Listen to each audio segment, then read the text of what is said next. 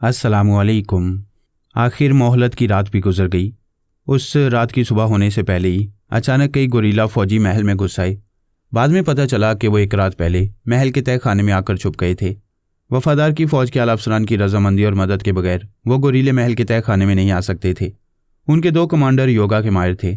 उन्होंने वफादार को गन पॉइंट पर रखकर महल के हॉल में लाकर रेडियो, टेलीविज़न और अखबारात को इतला दी कि वफादार की ज़िंदगी का इख्तिताम देखना है तो महल में अपने कैमरों, साउंड रिकॉर्डिंग मशीन के जरिए फ़ौरन चले आएँ। उनकी आंखों देखी रिपोर्ट अखबारात में शाया होगी और सैटेलाइट के जरिए इस महल का मंजर सारी दुनिया में पेश किया जाएगा। वो गोरीले अचानक कहाँ से आए थे, किस मुल्क या किस खुफिया तंजीम से ताल्लुक़ रखते थे, यह भी कोई नहीं जानता था। उनके लिबास और हथियार से अंदाज़ा नहीं किया जा सकता था कि वो कौन लोग हैं। उनके चेहरे और हाथ नीले, सुर्ख, सफ़ेद और स्याह रंगों से छुपे हुए थे, इसलिए उनके जिस्मों की जल्द की सही रंगत नज़र नहीं आ रही थी। जितने गोरीले महल के मुख्तलिफ हिस्सों में फैले हुए थे वो सब गूंगे बने हुए थे। उस रोज़ महल के मुहाफिज मुसल्ला नहीं थे। यह अंदेशा था कि ख्याल ख्वानी करने वाले उनके ज़रिए गोलियां चलाकर गूंगे गोरीलों को बोलने पर मजबूर कर देंगे। कई गन वालों का रुख वफादार की तरफ था और वफादार बड़ी नागवारी से एक शहाना तर्ज की कुर्सी पर बैठा हुआ था। आलमी मीडिया से ताल्लुक़ रखने वाले अफराद इस मंजर को पूरी दुनिया में नशर करने के लिए आ चुके थे। कई कैमरों को ऑन करने के बाद वफादार से पूछा गया, जनाब आली, आपके महल में सख्त पहरा लगा रहता है, फिर ये नामालूम गोरीले कहाँ से आ गए हैं? वफादार ने कहा, मेरी इजाज़त के बगैर मेरी रिहाइश में एक परिंदा भी पर नहीं मार सकता। यहाँ सिर्फ टेलीपैथी जानने वाले मेरी मर्जी के बगैर मेरी रिहाइश में तो क्या, मेरे दिमाग में भी आ जाते हैं। सवाल करने वाले ने कहा, इसराइल में एक अल्पा टेलीपैथी जानती है, अमेरिका में कोई ये इल्म नहीं जानता। एक तनहा अल्पा गोरीलों की इतनी बड़ी फ़ौज को यहाँ लाकर कंट्रोल नहीं कर सकती। क्या आप ये कहना चाहते हैं कि तमाम गोरीले बाबा साहब के इदारे से ताल्लुक़ रखते हैं? वफादार ने कहा, और क्या कहा जा सकता है। पिछले एक हफ्ते से बाबा साहब के इदारे से ताल्लुक़ रखने वाले ज़बरदस्ती मेरे दिमाग में आकर मेरे मुल्क के मामलात में मदाखलत कर रहे हैं और मैं मजबूर हूँ किसी भी तरह उन्हें अपने दिमाग से और अपने मुल्क से जाने की गुजारिश करता हूँ, लेकिन उनके जारिहाना अज़ाइम अभी ज़ाहिर हो रहे हैं। वह अभी मुझे गोली मारेंगे तो दुनिया की ऐसी कौन सी ताकत है जो मुझे उनसे बचा सकेगी? ये आपको क्यों हलाक करना चाहते हैं? हमारे दरमियान नज़रियात का इख्तलाफ है। यह इस्लामी मुल्क है। मैं कहता हूँ हम मुसलमानों को इंसान होने की हैसियत से अमेरिका और इसराइल से भी सफारती ताल्लुकात रखना चाहिए, लेकिन बाबा साहब के इदारे के मुसलमानों ने यहाँ से अमरीकियों और यहूदियों को निकाल दिया है। उस इदारे के मुसलमान इस्लामी मुल्कों में सिर्फ मुसलमानों को रखकर इंतहा पसंदी का सबूत देना चाहती हैं। एक सहाफ़ी ने गुरीला कमांडर से कहा, वफादार मोहतरम के बयान के मुताबिक आपका ताल्लुक बाबा साहब के इदारे से है, क्या आप इस हकीकत को तस्लीम करते हैं? कमांडर ने कहा, मैंने और मेरे 4 गुरीला मातहतों ने वफादार मोहतरम को गन पॉइंट पर रखा है। यह भी सारी दुनिया देख रही है। मैं योगा का माहिर हूँ, मेरे दिमाग में कोई टेलीपैथी जानने वाला नहीं आ सकता, लेकिन मिस्टर फरहाद और उनके बेशुमार टेलीपैथी जानने वाले तो आ सकते हैं। आपके तमाम गोरीले गूंगे बने हुए हैं, उनके दिमागों में भी आ सकते हैं। बेशक आ सकते हैं। अगर हमारा ताल्लुक बाबा साहब के इदारे से है तो किसी गोरीला सिपाही को गूंगा बनकर नहीं रहना चाहिए। मिस्टर फरहाद के किसी भी ख्याल ख्वानी करने वाले से खौफज़दा नहीं रहना चाहिए। हाँ, यह ठोस दलील है कि बाबा साहब के इदारे से ताल्लुक़ रखने वाले को सिर्फ एक अल्पा से डरना नहीं चाहिए। वह तन्हा कितने गोरीलों को कंट्रोल कर सकेगी? कमांडर ने कहा, इस तरह यह साबित हो रहा है कि ये सब डरने वाले बाबा साहब के इदारे से नहीं, किसी और मुल्क से ताल्लुक़ रखते हैं। इन्हें अंदेशा है कि मुंह से आवाज़ निकालेंगे तो टेलीपैथी का शिकार हो जाएंगे। आप कमांडर हैं, आप बताएं कि बाबा साहब के इदारे से आप तमाम का ताल्लुक़ नहीं है तो फिर आप लोग कौन हैं? क्यों हमारे दुश्मन बनकर यहाँ आए हैं? उसी वक्त मोबाइल फ़ोन के बज़र की आवाज़ उभरी। कमांडर ने मोबाइल का बटन दबाकर कान से लगाया। दूसरी तरफ से अमेरिकन फ़ौज के आला अफसर ने गुस्से से कहा, कमांडर, ये तुम क्या बकवास कर रहे हो? खबरदार हमारे मुल्क का नाम ना लेना। कमांडर ने कहा, सर, आपके मना करने से कुछ नहीं होगा। वो हमारे दिमाग में अटकी हुई है। कौन अटकी हुई है? वो सोनिया मुझे गवाला बनाकर दूध का दूध और पानी का पानी कर रही है। शतरंज की बिसात पर किसी एक मोहरे को आगे बढ़ाते वक्त बहुत दूर तक सोचना पड़ता है कि आगे जाकर वह मोहरा मात देगा या मात खा जाएगा। बेहतरीन चालबाज इस बुनियादी नुक्ते को हमेशा ज़हन में रखते हैं, लेकिन बाबा साहब की बिछी हुई बिसात पर सोनिया एक ऐसा मोहरा थी जिसकी चाल बड़े से बड़े चालबाजों की समझ में नहीं आती थी कि वो किस तरह पैंतरा बदलकर शह मात देने वाली है। उसे दूर ही दूर से घेरने वाले मुखालफिन पेरिस के एयरपोर्ट से असली चेहरे के साथ देखते आ रहे थे। उसने बाथरूम में जाकर ज़रा सा उलिया बदला और एक कुबड़ी औरत बन गई तो मुखालफिन हकारत से मुस्कुराई, क्योंकि भेस बदलने के बावजूद वह पहचानी जा रही थी। फिर परवाज़ के दौरान में उसे घेर लिया गया। बड़ी खुशफहमी थी कि वह ज़मीन से 40,000 फुट की बुलंदी पर है। उस अकेली को तो मरना ही होगा। वो कभी सोच भी नहीं सकते थे कि वो कुबड़ी क्यों बन गई थी। उसने ज़िंदगी की बुलंदी से मौत की पस्ती में छलांग लगा दी और छलांग लगाते ही पेट्रोल की टैंकी पर फायर करके उसे मौत का त्यारा बना दिया। मुखालफी ने आखिरी लम्हात में खिड़कियों से देखा, तब पता चला कि बिसात का मोहरा मात खाने के लिए नहीं, मात देने के लिए था, और स्काई फ्लाइंग काइट के जरिए वो बड़े आराम से ज़मीन पर जा रही थी। टाउन पहुंचकर उसने फिर भेस बदल लिया। अपने असली चेहरे के साथ अपने एक मातियत और सुराग रसां बहरोज़ को लेकर पहाड़ी तफरीगाह में गई। उसका ये मकसद पूरा हो गया कि लबनान में छुपे हुए दुश्मनों को मुख्तलिफ ज़राए से यह इत्तला मिल जाए कि सोनिया अपने असली चेहरे के साथ लबनान की एक पहाड़ी तफरीगाह में पहुंच गई है। इस तफरीगाह में चंद दुश्मनों से टकराव हुआ और तस्दीक हो गई कि वो अपने असली रूप में बेरोत पहुंचने वाली है। बहरोज़ कार ड्राइव करता हुआ उसे बेरोत ले जा रहा था और वह उसके साथ वाली सीट पर बैठी अपने चेहरे पर तब्दीलियाँ कर रही थी। यूं बेरोत में तलाश करने वाले दुश्मन उसे पहचान नहीं सकते थे। शाम और उर्दन के हालात के पेश नज़र लबनान में रहने वाले गैर मुल्की भी अपना बोरिया बिस्तर बांधकर अमेरिका और इसराइल वापस जा रहे थे। अमेरिका जाने वालों के लिए फ़ौरन तैयारों के इंतजामात नहीं हो सकते थे, इसलिए इसराइली हुकूमत से कहा गया था कि वह अपने तैयारों में अमेरिकी बाशिंदों को इसराइल पहुंचाए। कोई बहाना काम नहीं आएगा। शाम से पहले तमाम गैर मुल्की बाशिंदों को लबनान छोड़ना होगा। हंगामी हालात में जाने के बाद पासपोर्ट और वीज़ा की पाबंदियां नहीं थीं। जो भी गैर मुल्की था वो जा रहा था। सोनिया और बहरोज़ भी इस भीड़ में शामिल हो गई। बैरूत में कोई ख़ास मसरूफियत नहीं थी। देखना यह था कि वो मुखालफिन इसराइल के शहर तिल अबैब पहुँचकर अपनी फितरत से बाज आएंगे या वहाँ से कोई मक्कारी दिखाएंगे। वो सफ़र के दौरान में ख़ास अफराद के ख्यालात पड़ते रहे। सियासी चालों में बाज़ औक़ात एक मामूली शख्स भी बड़ी अहमियत का हामिल होता है।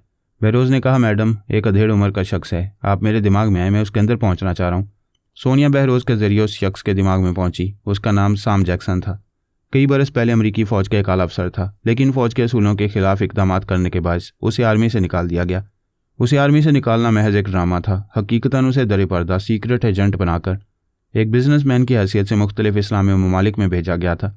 सीक्रेट एजेंट साम जैक्सन की एक खुफिया गोरीला फ़ौज इसराइल में इमरजेंसी एक्शन के लिए मौजूद रहती थी और उसके 6 कमांडर बिजनेस पार्टनर और एडवर्टाइज़र की हैसियत से उसकी एक कॉल पर जान की बाजी लगाने चले आते थे। साम जैक्सन पीने का आदी था। अपने योगा ना जाने वाले कमांडो से दूर रहता था। किसी भी ज़रूरत के वक्त सामने आकर किसी खास मिशन की मुकम्मल प्लानिंग समझाता था। शाम में उसे सिर्फ 2 कमांडोज़ की ज़रूरत थी। उनकी मातियत उसने 20 अदद गोरीला फ़ौजी दिए थे। वफादार की फ़ौज के चंद अफसरान से मामला तय हो चुके थे कि वो 2 कमांडोज़ और गोरीला वफादार की फ़ौज की वर्दियाँ पहन कर आएंगे और रात की तारीकी में उन्हें महल के तय खाने के अंदर पहुँचा दिया जाएगा। साम जैक्सन लबनान से हिजरत करके गैर मुल्की बाशिंदों के साथ तिल अबैब पहुँचा। वहाँ पहले उसकी कॉल पर 2 कमांडोज़ पहुँचे हुए थे। वो एक बड़ी सी मेज़ पर महल का नक्शा फैलाकर बताने लगे कि उन्हें वफादार की फ़ौज के चंद अफसरान की मदद से किस रास्ते से महल में दाखिल होकर तय खाने में पहुँच रहे हैं। इस सारी प्लानिंग में एक ही तशवीश की बात थी कि सिर्फ 2 कमांडोज़ और 3 गोरीले योगा के माहिर थे। बाकी टेलीपैथी की जद में आ सकते थे।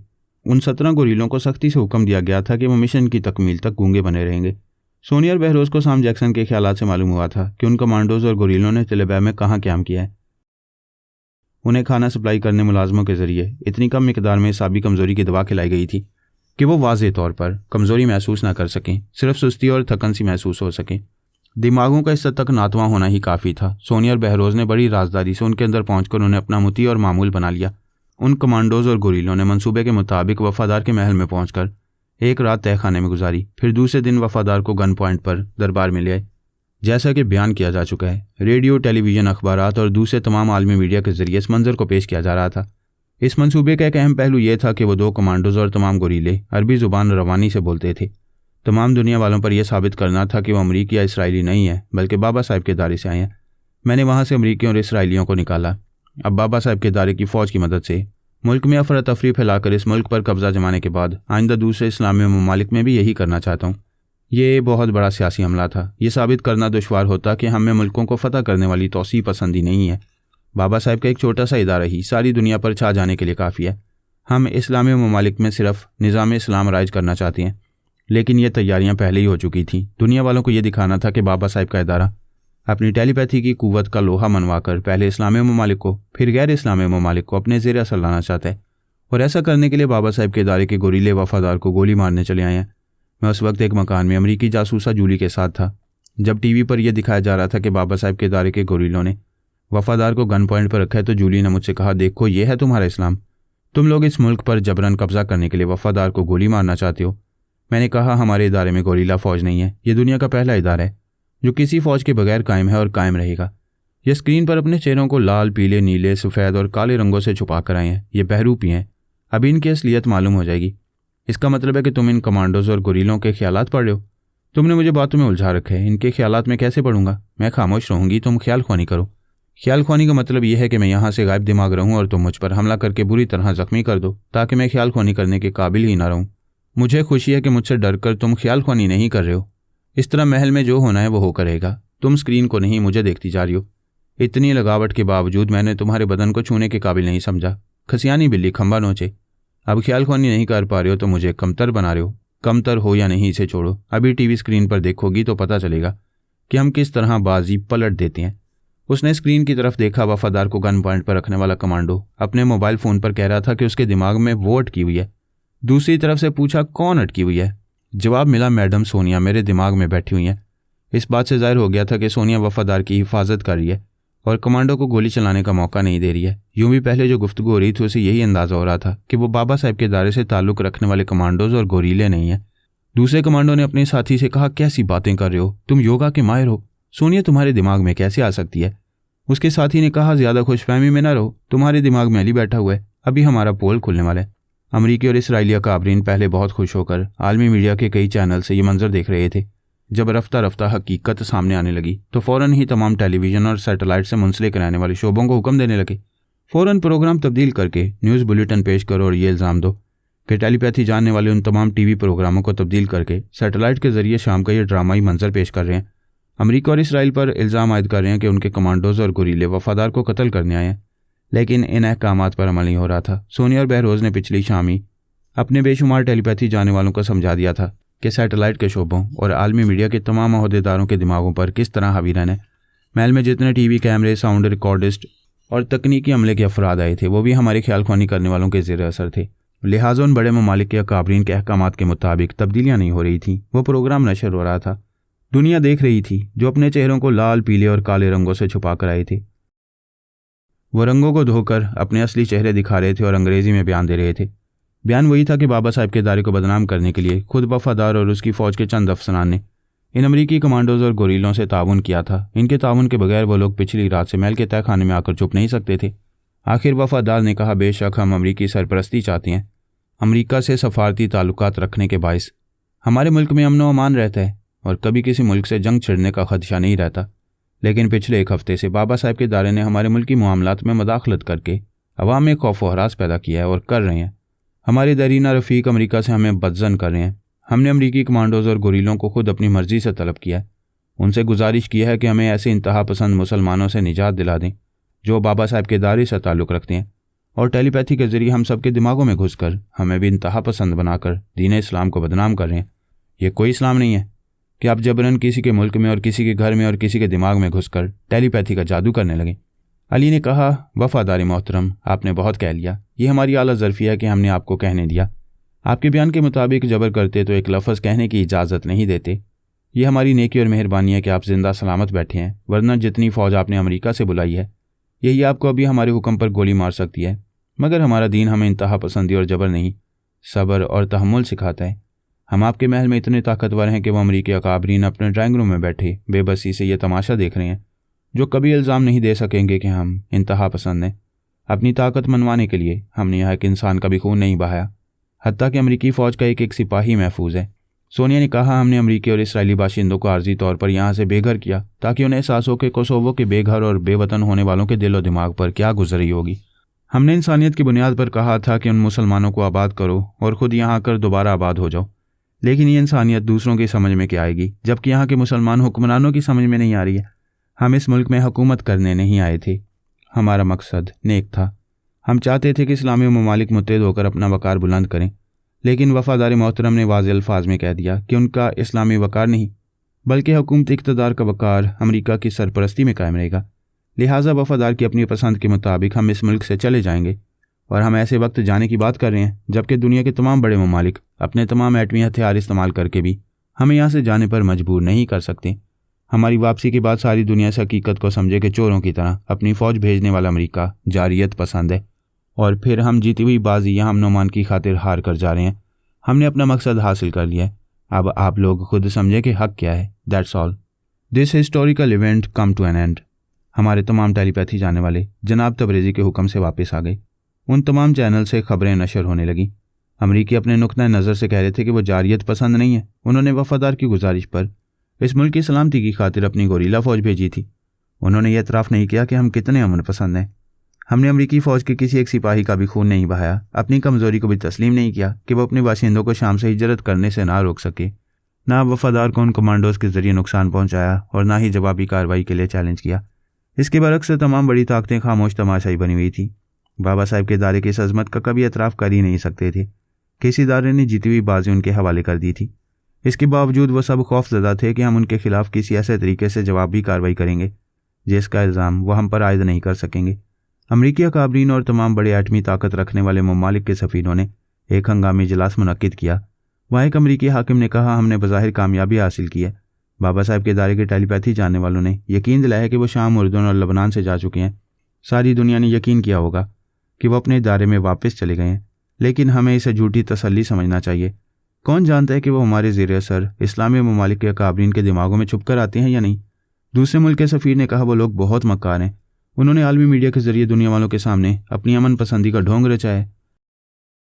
अब वो दरे पर्दा हमारे ज़ेर असर रहने वाले इस्लामी ममालिक में रहकर वहाँ हमारी पॉलिसियों को नाकाम बनाते रहेंगे। फ़ौज के एक आला अफसर ने कहा, आज की दुनिया में फ़ौज और एटमी क़ुव्वत के बगैर कोई मुल्क ताकतवर नहीं बन सकता। बाबा साहब के इदारे में ना फ़ौज है ना एटमी हथियार हैं, सिर्फ टेलीपैथी के ज़रिए वो बरतरी हासिल करते हैं। हम हमेशा ताकतवर से दोस्ती करते हैं, उनसे इत्तेहाद करके कमज़ोर ममालिक को अपना मोहताज बनाकर रखते हैं। एक बार बाबा साहब के इदारे पर तमाम एटमी क़ुव्वत रखने वाले ममालिक ने हमले किए और ख़ुद एक दूसरे को तबाह करते रहे। दूसरी बार शाम में बाबा साहब के इदारे ने अपनी ताकत का लोहा मनवा लिया। इन हालात में हम बाबा साहब के इदारे को अपने से बर्तन ना सही कमतर भी ना समझें। आप कहना क्या चाहती हैं? मैं वाज़ेह तौर पर कह रहा हूँ कि आइंदा इस टेलीपैथी जानने वालों के इदारे से टक्कर ना ली जाए और उनसे दोस्ताना राब्ता रखा जाए। ये मुमकिन नहीं है। बाबा साहब का इदारा तनहा दोस्ती नहीं करेगा। तमाम इस्लामी ममालिक से इत्तेहाद करने के बाद हम पर किसी हद तक भरोसा करेगा। किसी हद तक इसलिए कह रहा हूँ कि बरसा बरस से फरहाद अली तैमूर और उसके टेलीपैथी जानने वालों से आर्जी तौर पर दोस्ती होती रही है, फिर वो दोस्ती बदतरीन दुश्मनी में बदलती रही है। एक ने तायद की, वाकई ये 1-2 दिन का नहीं, 20-22 बरस का तजुर्बा है। फरहाद हमारी बेशतर पॉलिसियों पर एतराज़ करता है और इस्लामी ममालिक से हमारे असरात ख़त्म करना चाहता है। इसलिए बाबा साहब के इदारे से दोस्ती मुमकिन नहीं। एक फ़ौजी अफसर ने कहा, अगर हम अज़म करें तो हम भी टेलीपैथी जानने वालों की फ़ौज बना सकते हैं। हमारी ट्रांसफार्मर मशीन बरसों से नाकारा पड़ी है। एल्पा ने उसे टोका, नाकारा नहीं है बल्कि फरहाद के टेलीपैथी जानने वाले बड़ी राजदारी से उसे नाकारा बना देती हैं। और सच तो यह है कि मैंने भी अपने मकसद के लिए उसे नाकारा बनाया है। मैं नहीं चाहती कि मेरे मुकाबले में तुम्हारे पास ज़्यादा ख्याल ख्वानी करने वाले हों। एक फ़ौजी अफसर ने कहा, एल्पा, तुम्हारे ताबून ना करने से हम बाबा साहब के इदारे के मुकाबले में कमतर हो जाते हैं। तालियां दोनों हाथों से बजाई जाती हैं। यह शर्त मान लो कि ट्रांसफार्मर मशीन के ज़रिए 4 तुम्हारे टेलीपैथी जानने वाले पैदा होंगे तो 4 यहूदी टेलीपैथी जानने वाले भी होंगे। एक मुल्क के सफ़ीर ने कहा, 4 हमारे भी होने चाहिए। दूसरे मुल्क के सफ़ीर ने कहा, हम बड़े ममालिक के दरमियान ताकत का तवाज़न कायम रखने के लिए लाजमी है कि हमारे मुल्क में भी टेलीपैथी जानने वालों को होना चाहिए। तीसरे सफ़ीर ने कहा, जब हम एटमी क़ुव्वत में बराबर हैं तो क्या टेलीपैथी की क़ुव्वतों में हमें बराबर नहीं होना चाहिए? एल्पा ने अमरीकी फ़ौज के चीफ ऑफिसर के दिमाग में राजदारी से कहा, इस इजलास में टेलीपैथी का मछली बाजार लग रहा है। आप सबको यकीन दिला दें कि हर मुल्क के 1 दर्जन जांबाजों को टेलीपैथी सिखाई जाएगी, लेकिन पहले राजदारी से ट्रांसफार्मर मशीन को काम के काबिल बनाया जाए। चीफ ने सोच के ज़रिए कहा, उन तमाम बड़े ममालिक को झूठे दिलासे दिए जाएंगे। उन्हें यही बताया जाता रहेगा कि अभी ट्रांसफार्मर मशीन की मुरम्मत जारी है। उन सबको खुशफहमी में मुब्तला रखना होगा। वो अपनी जगह से उठकर हाज़रीन इजलास से बोला, ये निहायत उम्दा तदबीर है। हम तमाम बड़े ममालिक के पास एटमी क़ुव्वत के अलावा टेलीपैथी की भी फ़ौज होगी तो बाबा साहब के इदारे को एक फूंक में उड़ा देंगे। सब खुश होकर तालियां बजाने लगे। चीफ ऑफिसर ने कहा, अब हम भी ईंट का जवाब पत्थर से देंगे, लेकिन इसके लिए कुछ वक्त लगेगा। उस मशीन में बड़ी खराबियां हैं। फिर फरहाद और उसके टेलीपैथी जानने वाले इस मशीन के कई अहम पुर्जे चुरा कर ले गए हैं। उन पुर्जों को बनवाने में देर लगेगी, फिर भी हम जल्द से जल्द उस ट्रांसफार्मर मशीन को कारआमद बना लेंगे। ये बात बड़ी खुशाइंद थी कि अब वो तमाम बड़े एटमी क़ुव्वत रखने वाले ममालिक अपने पास टेलीपैथी जानने वालों की फ़ौज भी रख सकेंगे। ये ऐसा तस्वुर था कि उन्हें बाबा साहब का इदारा अब एक चूंटी की तरह नजर आ रहा था और वह चूंटी के सामने पहाड़ बने हुए थे। इजलास के इख्तिताम के बाद एल्पा ने अमरीकी फ़ौज के एक आला अफसर से पूछा, तुमने दावा किया था कि तुम्हारे पास 4 टेलीपैथी जानने वाले होंगे। एक तो वो है जिसे तुम लोग आहनी पर्दों में छुपा कर रखते हो। इसके अलावा नीलमा और उसके मातियत महाराज और महेश हैं। लेकिन ये टेलीपैथी जानने वाले वफादार के महल में क्यों नहीं आए? आला अफसर ने कहा, तुम भी तो वफादार के महल में सोनिया और अली के मुकाबले में नहीं आई। तुम तमाशा क्यों देख रही थी? वो बोली, वहाँ सिर्फ सोनिया और अली नहीं थे। मैं बड़ी राजदारी से एक एक गुरीले के दिमाग में झांक कर मालूम कर रही थी। हर एक के दिमाग में एक ख्याल ख्वानी करने वाला मौजूद था। मेरा अंदाज़ा है बाबा साहब के दायरे में सैकड़ों टेलीपैथी जाने वाले मौजूद हैं। आला अफसर ने कहा, इसलिए हमने भी अपने अकेले टेलीपैथी जाने वाले को उनके मुकाबले में जाने नहीं दिया। इस बात पर हमें अलबत्ता खुद ताज्जुब है कि नीलमा अपने दोनों मातियतों के साथ क्यों नहीं आई। उसने हमारी खैरियत तक नहीं पूछी।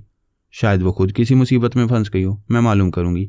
सानी नीलमा बनकर पारस और पोरस, महाराज और महेश बनकर उनकी प्लानिंग मालूम करने आए थे। इसके बाद उन्होंने फिर उन काबरीन से रब्ता नहीं किया। पारस और पोरस भारत में मसरूफ़ हो गए थे। तेजपाल एक सेहतमंद जवान था। यही वजह थी नीलमा उसके ख्यालात पढ़ने के बावजूद उसकी असलियत मालूम न कर सकी। तेजपाल को अपना दोस्त और बॉडीगार्ड बना लिया। तेजपाल नीलमा को दहली लाकर धोखे से उस पर तनवीमी अमल कराने के बाद उसकी टेलीपैथी के जरिए और ज़्यादा कामयाबियां हासिल करना चाहता था। लेकिन पारस और पोरस ने उसकी मेहनतों पर पानी फेर दिया। ठीक ऐसे वक्त जब नीलमा बेडरूम में थी और एक हैप्नोटिज्म करने वाला उसके पास जाने वाला था, पारस ने दूर से गोली मारकर तेजपाल को जख्मी कर दिया। नीलमा ने फायरिंग के बाद समझ लिया कि पोरस फिर उसका ताक़ुब करता हुआ पहुंच गया। वो बेडरूम के दूसरे दरवाजे से भागती हुई इस बंगले से बाहर जाने लगी। पोरस ने ख्याल ख्वानी के जरिए कहा, पारस, नीलमा फिर फरार होना चाहती है। मैं उसके ताक़ुब में जा रहा हूँ। तुम तेजपाल की खोपड़ी में पहुंचकर उसके ख्यालात पढ़ो। वैसे नीलमा हार मानने वाली नहीं थी, जिद की पक्की थी। इस दुनिया में हमेशा रहने के लिए उसने कई कत्ल किए थे, सिर्फ पोरस पर काबू पाने में नाकाम रही थी। उससे बचकर रहने के लिए भागते भागते बेजार हो रही थी, सिर्फ अपनी तपस्या मुकम्मल करने तक उससे रुपोश रहने में नाकाम हो रही थी। उसे तेजपाल की भी फिक्र थी। वो उसका बेहतरीन बॉडीगार्ड साबित हो सकता था। नीलमा को अभी तक उसके चोर ख्यालात पढ़ने का मौका नहीं मिला था। इसके बाद उसे तेजपाल की असलियत मालूम होती। वह फरार होने के लिए कितनी ही गलियों और रास्तों से गुजरती हुई एक इमारत में दाखिल हुई। इस इमारत के साइन बोर्ड पर लिखा था, लाला भोजमल, लॉन्ड्री मैन, आर्मी कॉन्ट्रैक्टर। वो इमारत के अंदर आकर ज़रा इत्मीनान से एक तरफ जाने लगी। कितने ही धोबी और धोबन आर्मी यूनिफॉर्म को गिनकर एक तरफ बांधते जा रहे थे। इन कपड़ों को इस्त्री करने वाले उठाकर ले जा रहे थे। नीलमा इस इमारत के कई हिस्सों से गुजरकर एक बालकनी में आई। नीचे सड़क पर एक ट्रक खड़ा हुआ था जिसमें इस्त्री किए हुए आर्मी यूनिफॉर्म रखे हुए थे। नीलमा ने देखा जमुना दास पोरस दौड़ता हुआ इस इमारत के पास आया। फिर इधर उधर मुतलाशी नज़रों से देखने के बाद उस इमारत में दाखिल हो गया। अब ये यकीनी बात थी कि वो उसे तलाश करते हुआ बालकनी तक चलाएगा। इसके बचाव के लिए एक ही रास्ता था। वो बालकनी की रेलिंग चढ़कर यूनिफॉर्म से भरे हुए ट्रक में कूद गई। उसका ख्याल था ट्रक से उतरकर किसी दूसरी तरफ निकल भागेगी, लेकिन उसी वक्त ट्रक चल पड़ा। पोरस ने बालकनी में आकर देखा। उसे ट्रक के पिछले हिस्से में वर्दियों के ऊपर नीलमा की झलक नजर आई। वो ट्रक तेज़ रफ्तारी से उसे लिए जा रहा था। पोरस के लिए मालूम करना मुश्किल नहीं था कि आर्मी यूनिफॉर्म का वो ट्रक कहाँ जाकर रुकेगा। वो एक टैक्सी में उसका पीछा कर सकता था और नीलमा समझ गई थी कि पोरस उस ट्रक के पीछे आर्मी हेडक्वार्टर तक चलाएगा। एक ट्रैफिक सिग्नल के पास ट्रक के रुकते ही वो पिछले हिस्से से उतरकर तेज़ी से चलती हुई एक कार के पास आई। उसने शिकार को ताड़ लिया था। एक खुशपोश रईस अपनी कार में तन्हा था। वो कार की खिड़की पर झुककर बोली, क्या आप लिफ्ट देना पसंद करेंगे? रईस ने हाथ बढ़ाकर दरवाज़ा खोलते हुए कहा, स्वागतम। वह मुस्कुराते हुए उसके पास बैठकर एक तरफ का दरवाज़ा बंद करते हुए बोली, शुक्रिया, मैं मजबूर हूँ। एक बदमाश मेरा पीछा कर रहा था, इसलिए आपको तकलीफ़ दे रही हूँ। आगे जाने के लिए सिग्नल मिल गया। वो ड्राइव करता हुआ बोला, तुम इतनी सुंदर हो कि बदमाश तो क्या, शरीफ आदमी भी तुम्हारा पीछा करते होंगे। सच कहते हो, मैंने शरीफों की भी राल टपकती देखी है। वो एक हाथ से स्टीयरिंग संभाल कर दूसरे हाथ से रुमाल निकाल कर मुँह पहुँचता हुआ बोला, मैं राल पहुँच रहा हूँ। इजहार का अंदाज़ अच्छा है। सोने की चिड़िया कहाँ कहाँ उड़ती फिरेगी, कोई ना कोई इसे पिंजरे में बंद कर ही लेता है। मेरी ये कार भी एक पिंजरा है। अगर ये तुम्हें पसंद आ जाए तो मेरा बंगला भी पसंद आ जाएगा। हाँ, ये कार एक पिंजरा है मगर तुम्हारे लिए। ज़रा रास्ता पहचानो, कहाँ जाने वाले थे और कहाँ जा रहे हो? नीलमा ने उसके दिमाग को ढील दी। उसने हैरानी से विंड स्क्रीन के पार देखा, फिर कार को सड़क के किनारे रोकते हुए बोला, ये तो हम सुपर मार्केट के पास आ गए हैं। मैं तो अपने बंगले की तरफ जा रहा था। पिंजरे में बंद रहने वाला पंछी अपनी मर्जी से कहीं नहीं जाता मेरे पंछी। मैं तुम्हें यहाँ लाई हूँ, यकीन ना हो तो जाकर दिखाओ। उसने कार को स्टार्ट करके अपने बंगले की तरफ जाना चाहा, लेकिन चाबी घुमाना भूल गया। फिर चाबी घुमाई तो पता चला कि एक्सेलरेटर से पैर हट गया था। उसने जल्दी से चाबी निकालकर जेब में रखी, फिर अपना एक पैर एक्सेलरेटर पर रखा तो गलती का पता चला कि चाबी जेब में रख ली है। उसने कई बार ऐसी हरकतें की। फिर हैरानी और परेशानी से नीलमा को देखा। उसने पूछा, यकीन हो गया कि पिंजरे में हो? तुम कौन हो? मुँह से टपकने वाली राल हूँ। मैं समझ गया हूँ, तुम जादू जानती हो। हुस्न खुद एक जादू है। दरवाज़ा खोलकर बाहर जाओ। मेरे लिए मेकअप और भेस का सामान यानी विग, आईलेंस और मसनूई पलकें वगैरह ख़रीद कर लाओ। मैंने ऐसी चीज़ें पहले कभी नहीं खरीदी, आज खरीदोगे। जाओ, वक्त ज़ाया ना करो। उसने हुक्म की तामील की। दरवाज़ा खोलकर बाहर गया। नीलमा कार में बैठी रही। वो उसकी मर्ज़ी और ज़रूरत के मुताबिक दुकानों में जाकर सामान खरीदने लगा। तमाम ख़रीदारी के बाद वापस आकर सामान पिछली सीट पर रखकर स्टीयरिंग पर बैठ गया। वो बोली, तुम्हारे जैसे कार वालों की बीवियाँ मैके जाती हैं तो बड़ी फराख दिली से हमें लिफ्ट देते हो। अब बंगले में चलो, मैं तुम्हारी खोपड़ी घुमा दूंगी। उसने कार स्टार्ट करके आगे बढ़ाई। नीलिमा ने उसके बंगले में पहुंचकर मामूल के मुताबिक उस पर तनवीमी अमल किया, उसे चंद घंटों के लिए उसला दिया। फिर ड्रेसिंग टेबल के आईने के सामने बैठकर अपने चेहरे पर तब्दीलियां करने लगी। मेकअप के मुकम्मल होने तक उसने पराई सोच की लहरों को महसूस किया। उसने पूछा, कौन है? मैं हूं अल्पा। तुमने दूर ही दूर से दोस्ती रखने और एक दूसरे के बुरे वक्त में काम आने का वादा किया था। क्या तुम पर बुरा वक्त आया है? मैं खैरियत से हूं, लेकिन तुमने पटरी बदल ली है। महाराज और महेश के साथ अमेरिकन अकाबरीन से दोस्ती की है। क्या बकवास कर रही हो? मैं पोरस से बचने के लिए भागती फिर रही हूँ। वो मुझे कहीं चैन से रहने नहीं दे रहा। मैंने तुमसे मदद मांगी थी, मगर तुम किसी और मामले में मसरूफ थी। एक तो तुम मेरे काम नहीं आई, फिर ये कि मेरी और अमरीकी काबरीन से दोस्ती की बकवास कर रही हो। एल्पा ने कहा, जब तुम अमरीकी काबरीन से दोस्ती और वफादारी का वादा कर रही थी तो तुम्हारे साथ महाराज और महेश भी थे। मैं वहां एक अफसर के दिमाग में रहकर तुम्हारी बातें सुन रही थी। बेहतर है तुम चली जाओ। एक तो तुमने महाराज और महेश को मुझसे छीन लिया था, और अब ये बकवास करने आई हो। मैं तुमसे बातों में उलझती रहूंगी तो पोरस फिर न जाने कहाँ से आ धमकेगा। जाओ यहाँ से। उसने सांस रोक ली। अल्पा को वापस जाना पड़ा। वो समझ गई कि नीलिमा अपने बचाव के लिए भागती फिर रही है। सानी और पोरस ने नीलिमा और महाराज बनकर अमरीकी अकाबरीन को धोखा दिया होगा। एल्पा ने ये बात अमरीकी अकाबरीन को नहीं बताई। वो चाहती थी कि अमरीकी अकाबरीन धोखा खाते रहें। नीलिमा ने फिर सोच की लहरों को महसूस किया। नागवारी से बोली, तुम फिर आ गई। पोरस की आवाज़ सुनाई दी, क्यों मेरी जिन्स तब्दील करी हो? मैं आ गई नहीं, आ गया हूँ। वो खौफ से उछलकर खड़ी हो गई। तुम कहाँ हो? तुम्हारे पास हूँ, तुमसे बातें करूँ। फिर पूछ रही हो कहाँ हूँ? उसने सांस रोककर अपने दिमाग से निकाला। फिर ख्याल खुआनी के जरिए उसके दिमाग में पहुंची। वो बोला, लानत है तुम पर। ख्वामखा मुझे आर्मी हेडक्वार्टर की तरफ दौड़ाया। वैसे उंगलियों पर गिनकर बता सकते हो कि कितनी बार मेरी नज़रों से दूर हो जाने, कहीं गुम हो जाने के बावजूद मेरे करीब चली आई। दूसरे लफ्जों में, मैं खुद तुम्हारे पास पहुंच गया। अब मैं फिर पहुंचने वाला हूँ। आईने के पास से हट जाओ, तुम्हारा मेकअप मुकम्मल हो चुका है। तुम जरा सी देर के लिए मेरे दिमाग में आए और ये मालूम कर लिया कि मेरे सामने आना और मेकअप का सामान है, लेकिन ये नहीं जान सकोगे कि मैं किस भेस में हूँ। वहाँ 1 घंटा रह जाओ, मैं तुम्हारा नया भेस आईने में दिखा दूंगा। मैं नहीं रहूंगी, अभी यहाँ से जा रही हूँ। जाओ, तू जहाँ जहाँ भी जाए तेरा साया साथ होगा। मैं हाथ जोड़कर तुमसे इल्तिजा करती हूँ, यही कि तुम्हारा पीछा ना करूँ। हाँ, पुरानी दुश्मनी भूल जाओ। हम एक दूसरे के बेहतरीन दोस्त बन सकते हैं। दोस्ती से सलामती मिलती है, जिंदगी बढ़ जाती है। तुमने पहली बार अकल की बात की है। ठहरो, मैं दोस्ती करने आ रहा हूँ। वो घबरा कर बोली, नहीं, हम एक दूसरे से दूर दूर रहकर दोस्ती करेंगे। एक दूसरे से दूर रहेंगे तो बच्चे कैसे पैदा होंगे? मैं वैसी दोस्ती नहीं, दूर रहकर एक दूसरे पर एतमाद करने और एक दूसरे के काम आने वाली दोस्ती करना चाहती हूँ। यानी दूर ही दूर से ठेंगा दिखाना चाहती हो। अरे कहाँ जा रही हो? मैं तुम्हारी चालाकी समझती हूँ, मुझे बातों में उलझा कर इधर आ रहे होगे। हाँ, आ तो रहा हूँ, तुम चलती रहो, कहीं अचानक सामना हो जाएगा। वो कोठी से निकलकर एक तरफ जाते हुए बोली, प्लीज़ पोरस, ये तो मैं समझ गई हूँ कि तुम अपनी नासरा का इंतकाम लेने के लिए मुझे हलाक नहीं करोगे, क्योंकि जिस बेचारी के जिस्म में हूँ वो मर जाएगी। तुम इस बेकसूर लड़की को जान से नहीं मारोगे, फिर समझो कि अपनी नासरा का इंतकाम कैसे लोगे? इस तरह कि ये तुम्हारा जिस्म आखिरी होगा। मैं तुम्हें जिस्म बदलने के लिए आत्मशक्ति मुकम्मल करने का मौका नहीं दूंगा। पारस की आवाज़ सुनाई दी, मैं तुम दोनों की बातें सुन रहा हूँ। पोरस, वापस जाओ, इसका पीछा छोड़ दो। नीलिमा ने खुश होकर कहा, पारस, तुम मेरे लिए फरिश्ता बनकर आए हो। ये तुमने दुरुस्त कहा। हम 2 फरिश्तों को तुम्हारा पीछा करने की ज़रूरत ही नहीं, क्योंकि मैंने अंकल पाशा को तुम्हारे दिमाग में पहुंचा दिया है। वो सहम कर बोली, ये क्या बकवास कर रहे हो? बकवास तो अब हो रही थी। हम तफरी के तौर पर भारत आ गए थे ताकि तुम्हें पकड़ सकें, लेकिन अब दूसरी जगह हमें मसरूफ़ रहना है, लिहाजा हम इस देश से जा रहे हैं। जलाल पाशा की आवाज़ उभरी, ये दुरुस्त कह रहे। मैं खामोशी से तुम्हारे अंदर रहा करूँगा। जब भी तुम कहीं तपस्या शुरू करोगी, कलाम पाक की तलावत शुरू कर दिया करूँगा। बस अब तुम मेरी आवाज़ नहीं सुनोगी, लेकिन दिन रात मैं तुम्हारे अंदर आता जाता रहूँगा। वो चलते चलते रुक गई, थक हार कर बोली, हे भगवान, इतनी बड़ी दुनिया में कहीं कोई ऐसी जगह नहीं जहाँ मैं इन मुसलमानों से महफूज रह सकूँ। फिर वो आहिस्ता आहिस्ता चलते हुए सोचने लगी, हिम्मत नहीं हारना चाहिए। आगे जाकर शायद बचाव का कोई रास्ता निकल आए। जब तक ये जिस्म सलामत रहेगा, मैं इन लोगों से बचने की कोशिश करती रहूंगी। वो उसके दिमाग से निकल आई थी। दूर से एक कार आती दिखाई दी। वो एक हाथ उठाकर उसे अपनी तरफ बुलाने का इशारा करने लगी।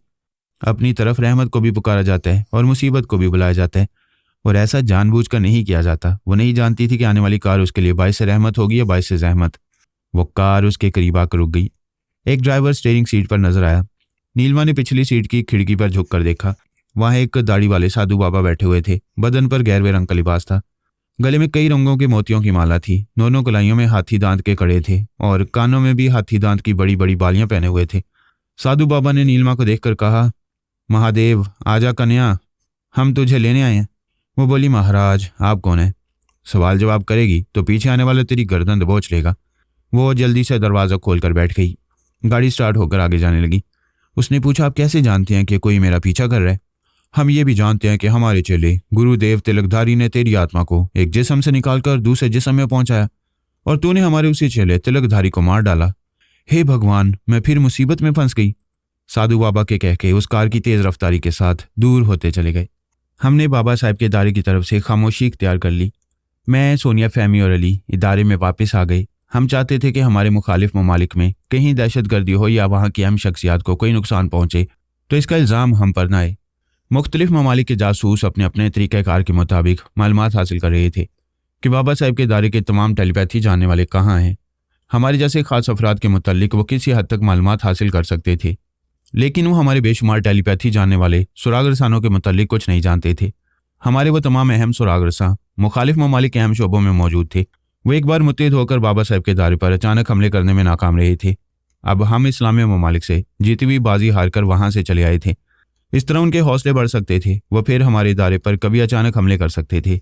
उनकी तरफ से मोहतात रहने के लिए लाजमी था कि हमारे टेलीपैथी जानने वाले तमाम सुराग रसा मुख्तलिफ दुश्मन ममालिक के अहम शोबों में मौजूद रहकर उनके आइंदा शरपसंद मनसूबों से वाकिफ़ होते रहें। हम अपने बेशुमार सुराग रसानों के ज़रिए बहुत कुछ मालूम करने के बावजूद ये राज मालूम न कर सके कि वो अब अपने मुल्क में टेलीपैथी जानने वाले पैदा करने के लिए ट्रांसफार्मर मशीन तैयार कर रहे हैं।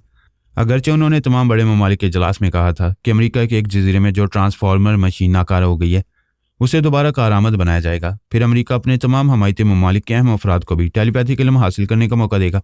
इस इजलास में अल्पा भी मौजूद थी और वह वक्तन फ़वक्तन उस जजीरे में ख्याल ख्वानी के जरिए पहुँच कर तस्दीक कर रही थी कि वाकई मशीन की मुरम्मत की जा रही है और हम जो पुर्जे चुरा कर ले गए उन्हें दोबारा तैयार करने में देर हो रही है। हमने भी सोच रखा था कि उनकी बेकार मशीन को कभी कारआमद नहीं होने देंगे। हमारे दूसरे सुराग रसां भी ख्याल ख्वानी के जरिए जजीरे में जाते रहे थे और उनके माहिरीन को बार बार नाकाम होते देखा करते थे। हकीकत कुछ और थी। चंद योगा जाने वाले अमरीकी अफसरान दूसरे नहायत ही तजुर्बाकार माहिरीन के जरिए अलास्का के एक इलाके में बड़ी राजदारी से दूसरी नई मशीन तैयार कर रहे थे।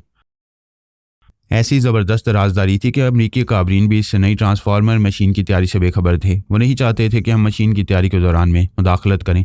पहले कई बार उन्होंने मशीन की मुरम्मत की थी और हमने उनकी कामयाबी के बावजूद मशीन को नाकारा बना दिया था। दूसरी बात यह कि अल्पा को भी धोखा दे रहे थे। ये नहीं चाहते थे कि मशीन के जरिए यहूदियों को भी टेलीपैथी का इल्म सिखाया जाए। जो माहिरीन जजीरे में मशीन की मुरम्मत कर रहे थे वो भी नहीं जानते थे कि ऐसी ही एक दूसरी मशीन किसी दूसरी जगह तैयार की जा रही है। इसीलिए अल्पा और हम उनके चोर ख्यालात पढ़कर भी उनकी मक्कारियों को समझ नहीं पा रहे थे। ऐसी मशीन तैयार होने में काफ़ी अरसा लगता है। इस अरसे में बज़ाहिर कोई ऐसा सानेहा नहीं हुआ जिसका इल्ज़ाम हम टेलीपैथी जानने वालों को दिया जाता, लेकिन हम दरे पर्दा इंतकामी कार्रवाइयाँ करते रहे। सोनिया ने जिन 2 कमांडरों और 3 गोरीलों के दिमागों में जगह बनाई थी, हमने उनके दिमागों से मालूम किया कि अपने ज़ेर-असर इस्लामी ममालिक से हमें पसपा करने की प्लानिंग में कितने अमरीकी और इसराइली अफसरान शामिल थे। उन अफसरान की शामत आने लगी। एक अफसर और उसकी बीवी के दरमियान पिछले 6 माह से झगड़ा चल रहा था। वो तलाक लेना चाहती थी और अफसर उसे समझाता था, मेरी नेक नामी का ख्याल करो, मैंने अपने कैरियर से हमेशा इज्जत कमाई है। हमारे मुल्क में तलाक एक मामूली बात है, लेकिन तुम छोड़ कर जाओगी तो मेरी मर्दानगी को ठेस पहुंचेगी। बीवी कहती थी, मुझे तुम्हारी मर्दानगी की परवाह नहीं है, मैं तलाक लेकर तुमसे बड़े ओहदेदार अफसर से शादी करूंगी। तुम आर्मी के जवानों के सामने भी कमतर हो जाओगे। आर्मी के करीबी दोस्त अफसरान ने दोनों को समझाया, लेकिन दूसरी सुबह होने से पहले हमने उस अफसर को सदके पंखे की रस्सी के फंदे के जरिए मरने पर मजबूर कर दिया और मौत से पहले उसे बता दिया कि वो टेलीपैथी के फंदे से लटक कर मर रहा है। दूसरा अफसर कुछ बीमार था। एक छोटे से ऑपरेशन के बाद बीमारी दूर हो जाती, लेकिन हमने डॉक्टरों के दिमागों में रहकर गलत ऑपरेशन करा दिया, जिसके नतीजे में वो मर गया। हमारे खिलाफ प्लान बनाने वाला एक अफसर सड़क पार करते हुए एक ट्रक के नीचे आकर कुचला गया। मौत एक छलनी होती है और छलनी में बेशुमार सुराख हैं। मौत किसी भी सुराख से चली आती है, ज़रूरी नहीं कि वह टेलीपैथी के सुराख से आए। शाम में कमांडोज और गोरीला फौज को भेजने वाले अफसर का नाम सैम जैक्सन था। आखिर में उसकी बारी आई।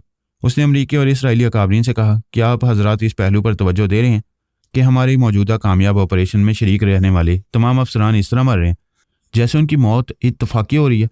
उन मरने वालों का अंदाज ऐसा है कि हम फरहाद और उसके टेलीपैथी जानने वालों को किसी तरह भी इल्ज़ाम नहीं दे सकेंगे। उसकी इस बात पर सभी गौर करने लगे। दूसरे दिन पता चला कि सैम जैक्सन कार ड्राइव कर रहा था। कार का ब्रेक फेल हो गया, कार बेकाबू हो गई और वो हादसे का शिकार होकर मर गया। अब तो उन काबरीन को पूरा यकीन हो गया कि टेलीपैथी के जरिए बड़ी राजदारी से इंतकाम लिया जा रहा था। ऐसे इंतकाम के खिलाफ कैसे एहतजाज किया जाए, ये साबित नहीं किया जा सकता था कि वो टेलीपैथी के जरिए मारे गए। उन सब ने यह मुत्तफिका फैसला किया कि वफादार के महल में आने वाले 2 कमांडोज और कई गोरीले भी मारे जाएंगे, तो यह एहतजाज कामयाब रहेगा कि बाबा साहब के इदारे से इंतकामी कार्रवाई की जा रही है। यह एहतजाज करने के लिए वो उन कमांडोज और गोरीलों की मौत का इंतजार करने लगे, लेकिन इंतजार तवील होता गया और उन्हें मौत नहीं आई। हमने पहले ही तय कर लिया था कि उन्हें उनकी तबई उम्र तक जिंदा रहने देंगे। उन्होंने कमांडो से पूछा, क्या तुम्हारे दिमागों में ख्याल ख्वानी करने वाले आते हैं? एक ने जवाब दिया, वो वफादार के महल में पहली और आखिरी बार आए थे, फिर आज तक नहीं आए। दूसरे कमांडो ने जवाब दिया, हम कई दिनों से सहमे रहे, आप लोगों की हिकमत अमली से उन्हें इस मुल्क से जाना पड़ा। वो इंतकामन हमें और दूसरे तमाम गुरीलों को हलाक कर सकते थे, मगर उन्होंने अब तक ऐसा नहीं किया। इसराइली फौज के आला अफसरान ने कहा, वो बहुत चालाक हैं, तुम लोगों को उन्होंने जिंदा छोड़ रखा है और तुम्हारे पीछे जितने अफसरान के दिमाग काम कर रहे हैं उन्हें इस तरह मार डाले कि टेलीपैथी के जरिए उनकी मौत साबित नहीं की जा सकती। जहां ये गुफ्तगू हो रही थी वहां तामीराती काम हो रहा था। क्रेन के जरिए कई मन वजनी पत्थर एक जगह से उठाकर दूसरी जगह रखे जा रहे थे। ऐसे ही वक्त क्रेन के शिकंजे से एक भारी पत्थर निकलकर गिरता हुआ उन दो अफसरान और एक हाकिम के ऊपर आया। उनकी हलक से चीखें निकली। वो तीनों कई मन वजनी पत्थर के नीचे कुचल कर मर गए। बड़ा अलमनाक हादसा था। टेलीपैथी जानने वालों को इल्ज़ाम नहीं दिया जा सकता था। दूसरे तमाम अकाबरीन ने अल्फा से कहा, यह वाज़े तौर पर एक हादसा है, लेकिन तुम समझ सकती हो मुखालफिन किस तरह इंतकाम ले रहे हैं। टेलीपैथी का कोई सबूत नहीं छोड़ रहे, तुम्हें कुछ करना चाहिए वरना हम एक एक करके मरते रहेंगे। एल्पा ने कहा, अमरीकी अकाबरीन में से 4 मारे गए हैं। मैं तनहा कितने अकाबरीन के दिमागों में जाकर उनकी हिफाजत कर सकती हूँ? अभी तुम्हारे दिमाग में हूं तो तुम्हारी हिफाजत कर सकती हूँ। वो दूसरे अकाबरीन के साथ बैठा विस्की पी रहा था। विस्की का घोंट हलक तक पहुंचते ही जोर का ठुसका लगा। वो खांसने लगा। ठुसका ऐसा जोरदार था कि एक गिलास हाथ से छूट गया। मुंह से, नाक से और आंखों से शराब छलक रही थी। आंखें विस्की की जलन से बंद हो गई थी। वो खांसते खांसते मेज पर झुका। दूसरे हाथ में सुलगता हुआ सिगरेट था। वो जैसे ही मेज पर फैली हुई विस्की पर गिरा, एकदम से आग भड़क गई। उसका झुका हुआ चेहरा आग की जद में आ गया। वो चीखें मारता हुआ पीछे की तरफ उलट गया। कई अफसरान उसे संभालने लगे, वर्दी में लगी हुई आग बुझाने लगे। एक अफसर ने कहा, इसे फौरन अस्पताल पहुंचाया जाए। उसकी बात खत्म होते ही जलने वाले अफसर की सांस उखड़ गई। जिसम हमेशा के लिए साकित हो गया। जरा देर पहले अल्पा ने कहा था कि अभी इसके दिमाग में है, उसकी हिफाजत कर सकती है, लेकिन वो कुछ भी ना कर सकी। उसकी सोच की लहरें अफसर के दिमाग से निकल आईं। आर्मी के जवान उसकी लाश को बाहर ले गए। उस हॉल में थोड़ी देर तक सब खामोशी और बेबसी से सोचते रहे। फिर अल्पा ने कहा, यहाँ हमारे दरमियान कोई टेलीपैथी जानने वाला मौजूद है, हम इल्तिजा करते हैं कि वो हमसे गुफ्तगू करे। वो खामोश हुई। उसे अपनी बात का जवाब नहीं मिला। वो फिर बोली, जवाबन खामोश रहने के बावजूद हम आपकी मौजूदगी को समझ रहे हैं। प्लीज़ हमारे दरमियान ऐसा कोई समझौता हो सकता है जिसके जरिए हम पिछली गलतियों की तलाफी कर सकें और आइंदा आपको शिकायत का मौका ना दें। कोई जवाब न मिला। वो बोली, आप हमसे समझौता न करें, हुक्म दें, हम तमाम यहूदियों को इस्लामी ममालिक से वापस बुला लेंगे। इतनी बड़ी पेशकश के बावजूद जवाब न मिला। एक हाकिम ने कहा, अल्पा, हमारे दरमियान कोई नहीं है। तुमने इतनी बड़ी ऑफर दी है, हम वाकई इस्लामी ममालिक से पसपा होने के लिए राजी हैं। ऐसे में तो किसी को जवाबन कुछ बोलना चाहिए था। वो बोली, मैं यकीन से कहती हूँ, हमसे नाराज़ होने वाले यहाँ हैं और वहाँ भी होते हैं जहाँ ट्रांसफार्मर मशीन की मुरम्मत हो रही है। ये दूसरा महीना गुजरे और अब तक मशीन की मुरम्मत नहीं हो सकी, जबकि बड़े तजुर्बाकार मकैनिक और इंजीनियर्स कोशिश कर रहे हैं। क्या इतनी सी बात समझ में नहीं आती कि उन माहिरीन के दिमागों में खलल पैदा किया जा रहा है? एक ने तायद की, ये तो पक्की बात है, जानबूझकर बनती हुई मशीन को बिगाड़ा जा रहा है और यूं बेवकूफ़ बनाया जा रहा है जैसे इतनी बड़ी दुनिया में मशीन की मुरम्मत करने वाला माहिर है ही नहीं। दूसरे ने कहा, अल्पा ने बताया कि सानी नीलमा बनकर अमरीकी अकाबरीन को धोखा दे रही है। इस तरह ये यकीन होता है कि वो उस जजीरे में भी चालबाजी दिखा रही होगी जहाँ मशीन की मुरम्मत की जा रही है। इसका खुला मतलब तो ये हुआ कि हम जानबूझकर धोखा खा रहे हैं। क्या यह हकीकत अमरीकी अकाबरीन की समझ में नहीं आ रही होगी? ये अमरीकी अकाबरीन ऐसे नादान तो नहीं है, पहले भी कई बार मशीन की मुरम्मत कराते रहे और फरहाद वगैरह से धोखा खाते रहे। क्या इन 2 महीनों में उन्हें अपनी इस नाकामी के असबाब नजर नहीं आ रहे हैं? बिल्कुल समझ में आ रहे होंगे। इसके बावजूद उनके माहिरीन अपना वक्त ज़ाया कर रहे हैं। मुझे तो दाल में कुछ काला नजर आ रहा है। एल्पा ने कहा, बेशक आप हजरात ये फ़र्ज़ करें कि कारआमद ट्रांसफार्मर मशीन हमारे पास है और हमारे हमायती तमाम बड़े ममालिक ये तकाजा करते हैं कि उनके ज़हीन अफराद को भी टेलीपैथी सिखाएं, तो क्या हम सिखाएंगे? कई अकाबरीन ने बैक वक्त कहा, हरगिज़ नहीं। इतना बड़ा ताकतवर इल्म किसी और को देकर उसे अपने बराबर नहीं बनाएंगे, अपने से कमतर रखेंगे, और यही अमेरिका कर रहा है। लेकिन मशीन की मुरम्मत ना होने से उसे भी नुकसान पहुंच रहा है। अमेरिका के पास मशीन का ब्लूप्रिंट है, क्या वो राजदारी से दूसरी मशीन तैयार नहीं कर रहा होगा? इस बात पर सब चुप होकर सोचने लगे, फिर एक दूसरे से इस हकीकत पर तबादला ख्याल करने लगे। अचानक आला अफसर ने मेज़ पर हाथ मारकर कहा, इट इज़ कन्फर्म्ड। हमें सिर्फ इसी पहलू से सोचना चाहिए कि वो अमरीकी बड़ी राजदारी से एक नई ट्रांसफार्मर मशीन बना रहे हैं। एल्पा, क्या तुम किसी तरह ये राज मालूम नहीं कर सकती? राजदारी का मतलब है सबसे पहले योगा जाने वाले अफसरान अपने अकाबरीन को बताए बगैर ही ये काम कर रहे हैं, वरना मैं तो वहाँ एक एक के दिमाग में जाती रहती हूँ। अकाबरीन में से किसी के भी चोर ख्यालात से यह हकीकत ज़ाहिर हो जाती। फरहाद और उसकी टेलीपैथी जानने वाले भी हमारी लाइन पर सोच रहे होंगे और वो योगा जाने वाले अफसरान तक पहुंचने की कोशिशें कर रहे होंगे। तुम्हें भी कुछ करना चाहिए। मैं क्या करूं? एक बार नीलिमा के पास गई थी, वो खुद पोरस से खौफजदा होकर भागती फिर रही है। मैं फिर जाकर देखती हूँ। अगर उसे पोरस से निजात मिल गई है तो वो मेरे किसी काम आ सकेगी। उस हॉल में खामोशी छा गई। एल्पा वहां से चली गई। नीलिमा कार की पिछली सीट पर आकर साधु बाबा के चुंगल में फंस गई थी। उसने जिस गुरुदेव तिलकधारी को हलाक किया था वो साधु बाबा का चेला था। साधु बाबा ने कहा, तुम मेरे चेले को हलाक करने के बाद मारी मारी फिर रही हो, तुम्हें कहीं सुकून से रहने का मौका नहीं मिल रहा है। इस वक्त भी तुम भागते हुए मेरी आगोश में आ गई हो। यह कहकर वो कहके लगाने लगा। इन कहकों से यही समझ में आ रहा था कि वो अपने चेले की हलाकत का इंतकाम जरूर लेगा और पता नहीं उसके साथ कैसा सलूक करेगा। वो उसके अंदर पहुंचकर उसके ख्यालात पढ़ने लगी। पता चला वो महाशक्तिमान है। दुनिया का कोई जादू उस पर असर नहीं कर सकता। उसके जिस्म की खाल गैंडे की तरह सख्त है। उस पर तीर तलवार और बंदूक की गोली के जख्म से कोई तकलीफ नहीं होती। वो अपना लुआब जख्मों पर लगाता है और जख्म भर जाता है। अगर बंदूक की गोली जिस्म के अंदर पैवस्त हो जाए तो वो खुद अपने जख्म के अंदर सर्जरी के आलात घुसाकर गोली को बाहर निकालकर फेंक देता है और लुआब से उस जख्म को भर देता है। वो बड़ी आसानी से उसके ख्यालात पढ़ रही थी। इसका मतलब यह था कि वो उसकी सोच की लहरों को महसूस नहीं कर रहे। फिर तो उसके दिमाग में जल्जला पैदा कर सकती थी। उसने उसके ज़हन को एक ज़बरदस्त झटका पहुंचाया, मगर कोई रद्दअमल नहीं हुआ। वो खामोशी से खिड़की पर हाथ रखे बाहर देख रहा था और नीलिमा उसके एक बाजू की गिरफ्त में रहकर अपने सर को उसके सीने पर से टिकाए रखने पर मजबूर थी। फिर उसने सहम कर पूछा, तुम कौन हो? ये ख्याल दिल से निकाल दो कि मैं अपने चेले की हलाकत का इंतकाम तुमसे लूँगा। मैंने समझ लिया था कि तुम्हें पूनम के जिस्म में पहुंचाने के बाद उसकी नीयत बदल गई थी। वो तुम्हारी इज्जत से खेलना चाहता था। तुमने उसे हलाक करके अपनी हिफाजत की है। ये सब कुछ आप कैसे जानती हैं? वैसे ही जानता हूँ जैसे तुम मेरे ख्यालात पढ़कर मेरे बारे में जान सकती हो। आप ख्यालात भी पढ़ लेते हैं? सिर्फ पढ़ता नहीं हूँ, दिमाग को फौलाद बनाकर भी रखता हूँ। तुम मेरे अंदर जल्जला पैदा करने की कोशिश कर चुकी हो। आप अंतर्ज्ञानी हैं। हम जो कुछ भी हैं तुम्हारे बाप हैं। हमने जिस तरह तुम्हें अपने बाजू में लेकर तुम्हारा सर अपने सीने से लगाया है, ऐसा एक बाप ही कर सकता है। हमसे अभी ना बोलो। हम तुम्हारा सर अपनी धड़कनों से लगाए अपनी गुमशुदा बेटी को याद कर रहे हैं। वो खुशी से निहाल हो गई। उसे कोई हवस परस्त दुश्मन नहीं, एक ऐसा बाप मिला जो पहाड़ से ज़्यादा मजबूत था, लेकिन अपनी बेटी की जुदाई में टूटा हुआ था। वो बड़ी देर तक उसके सीने पर सर रखे बैठी रही। वो बोला, मेरा नाम घनश्याम नारंग है। सब मुझे गुरु कहते हैं, गुरु नारंग। हर बरस हिमालय पर्वत पर जब बर्फ़ गिरने लगती है तो मैं 6 माह तक तपस्या करता रहता हूँ। हर रोज़ मुझ पर बर्फ़ जमकर एक ऊंचा टीला बन जाती है। मैं उस बर्फ़ के अंदर से निकलकर भोजन करता हूँ, फिर ध्यान ज्ञान में डूब जाता हूँ। बाबा, इतनी सर्दी में कोई जिंदा नहीं रह सकता और आपके सर के ऊपर तक बर्फ़ जम जाती है। मुझ पर सर्दी, गर्मी और बरसात का कोई असर नहीं होता। तुम अपने काम की बात सुनो। तुम्हें तेजपाल पर बहुत भरोसा है, लेकिन वो तुम्हें अपनी दासी बनाना चाहता था। पारस ने उसे गोली मारकर जख्मी किया। उसके असल चोर ख्यालात पड़े, फिर उस पर तनवी में अमल करके उसे अपना मामूल और ताबेदार बना लिया। लेकिन मैंने उसके अमल को अपनी शक्ति से ख़त्म कर दिया है। तेजपाल अब हमारा मामूल और ताबे रहेगा। उसके 5 हवास गैर मामूली हैं, वो हमारे बहुत काम आएगा, इसलिए उसे ज़िंदा रखा है। तुम उसके बाकी हालात उसके दिमाग में पढ़ सकोगी। बाबा, मेरे लिए इस दुनिया में सबसे ज़्यादा खतरनाक पोरस है। मैं जानता हूँ। एक तवील अरसे से उसके और तुम्हारे हालात से वाकिफ़ हूँ। मैंने तय किया था कि तपस्या के 6 माह पूरे होने के बाद सबसे पहले तुम्हें बेटी बनाऊंगा। उसके बाद दुश्मनों से निपटा जाएगा। आप मुझे पोरस से कैसे बचाएंगे? पारस और पोरस यहाँ से जा रही हैं, उन्हें जाने दो। जाने वाले दुश्मनों को रोककर टकराना दानिशमंदी नहीं है। यह तुम्हारे लिए बेहतरीन मौका है। मैं तुम्हें ऐसी जगह पहुंचा दूंगा जहां तुम 3 माह तक किसी की मदाखलत के बगैर तपस्या करके मुकम्मल आत्मशक्ति हासिल कर सकोगी। मेरे मुखालफिन तपस्या के दौरान में मेरे दिमाग में आ सकते हैं। नहीं आएंगे। मैं तुम्हारी आवाज़ और लबो लहजा बदल दूंगा। तुम्हारे पास जो आना चाहेगा उसकी सोच की लहरें मेरे दिमाग में आ जाएंगी। तुम्हारी तरफ कोई नहीं जा सकेगा। गुरु नारंग ने यही किया। उसे हमारे जैसे मुखालफिन से दूर कहीं पहुंचा दिया। हमें इतनी फुर्सत भी नहीं थी कि उसकी तरफ तवज्जो देते। हमने पोरस को समझा दिया था कि वो कई माह तक भागती दौड़ती रही है, काफ़ी सज़ा पा चुकी है।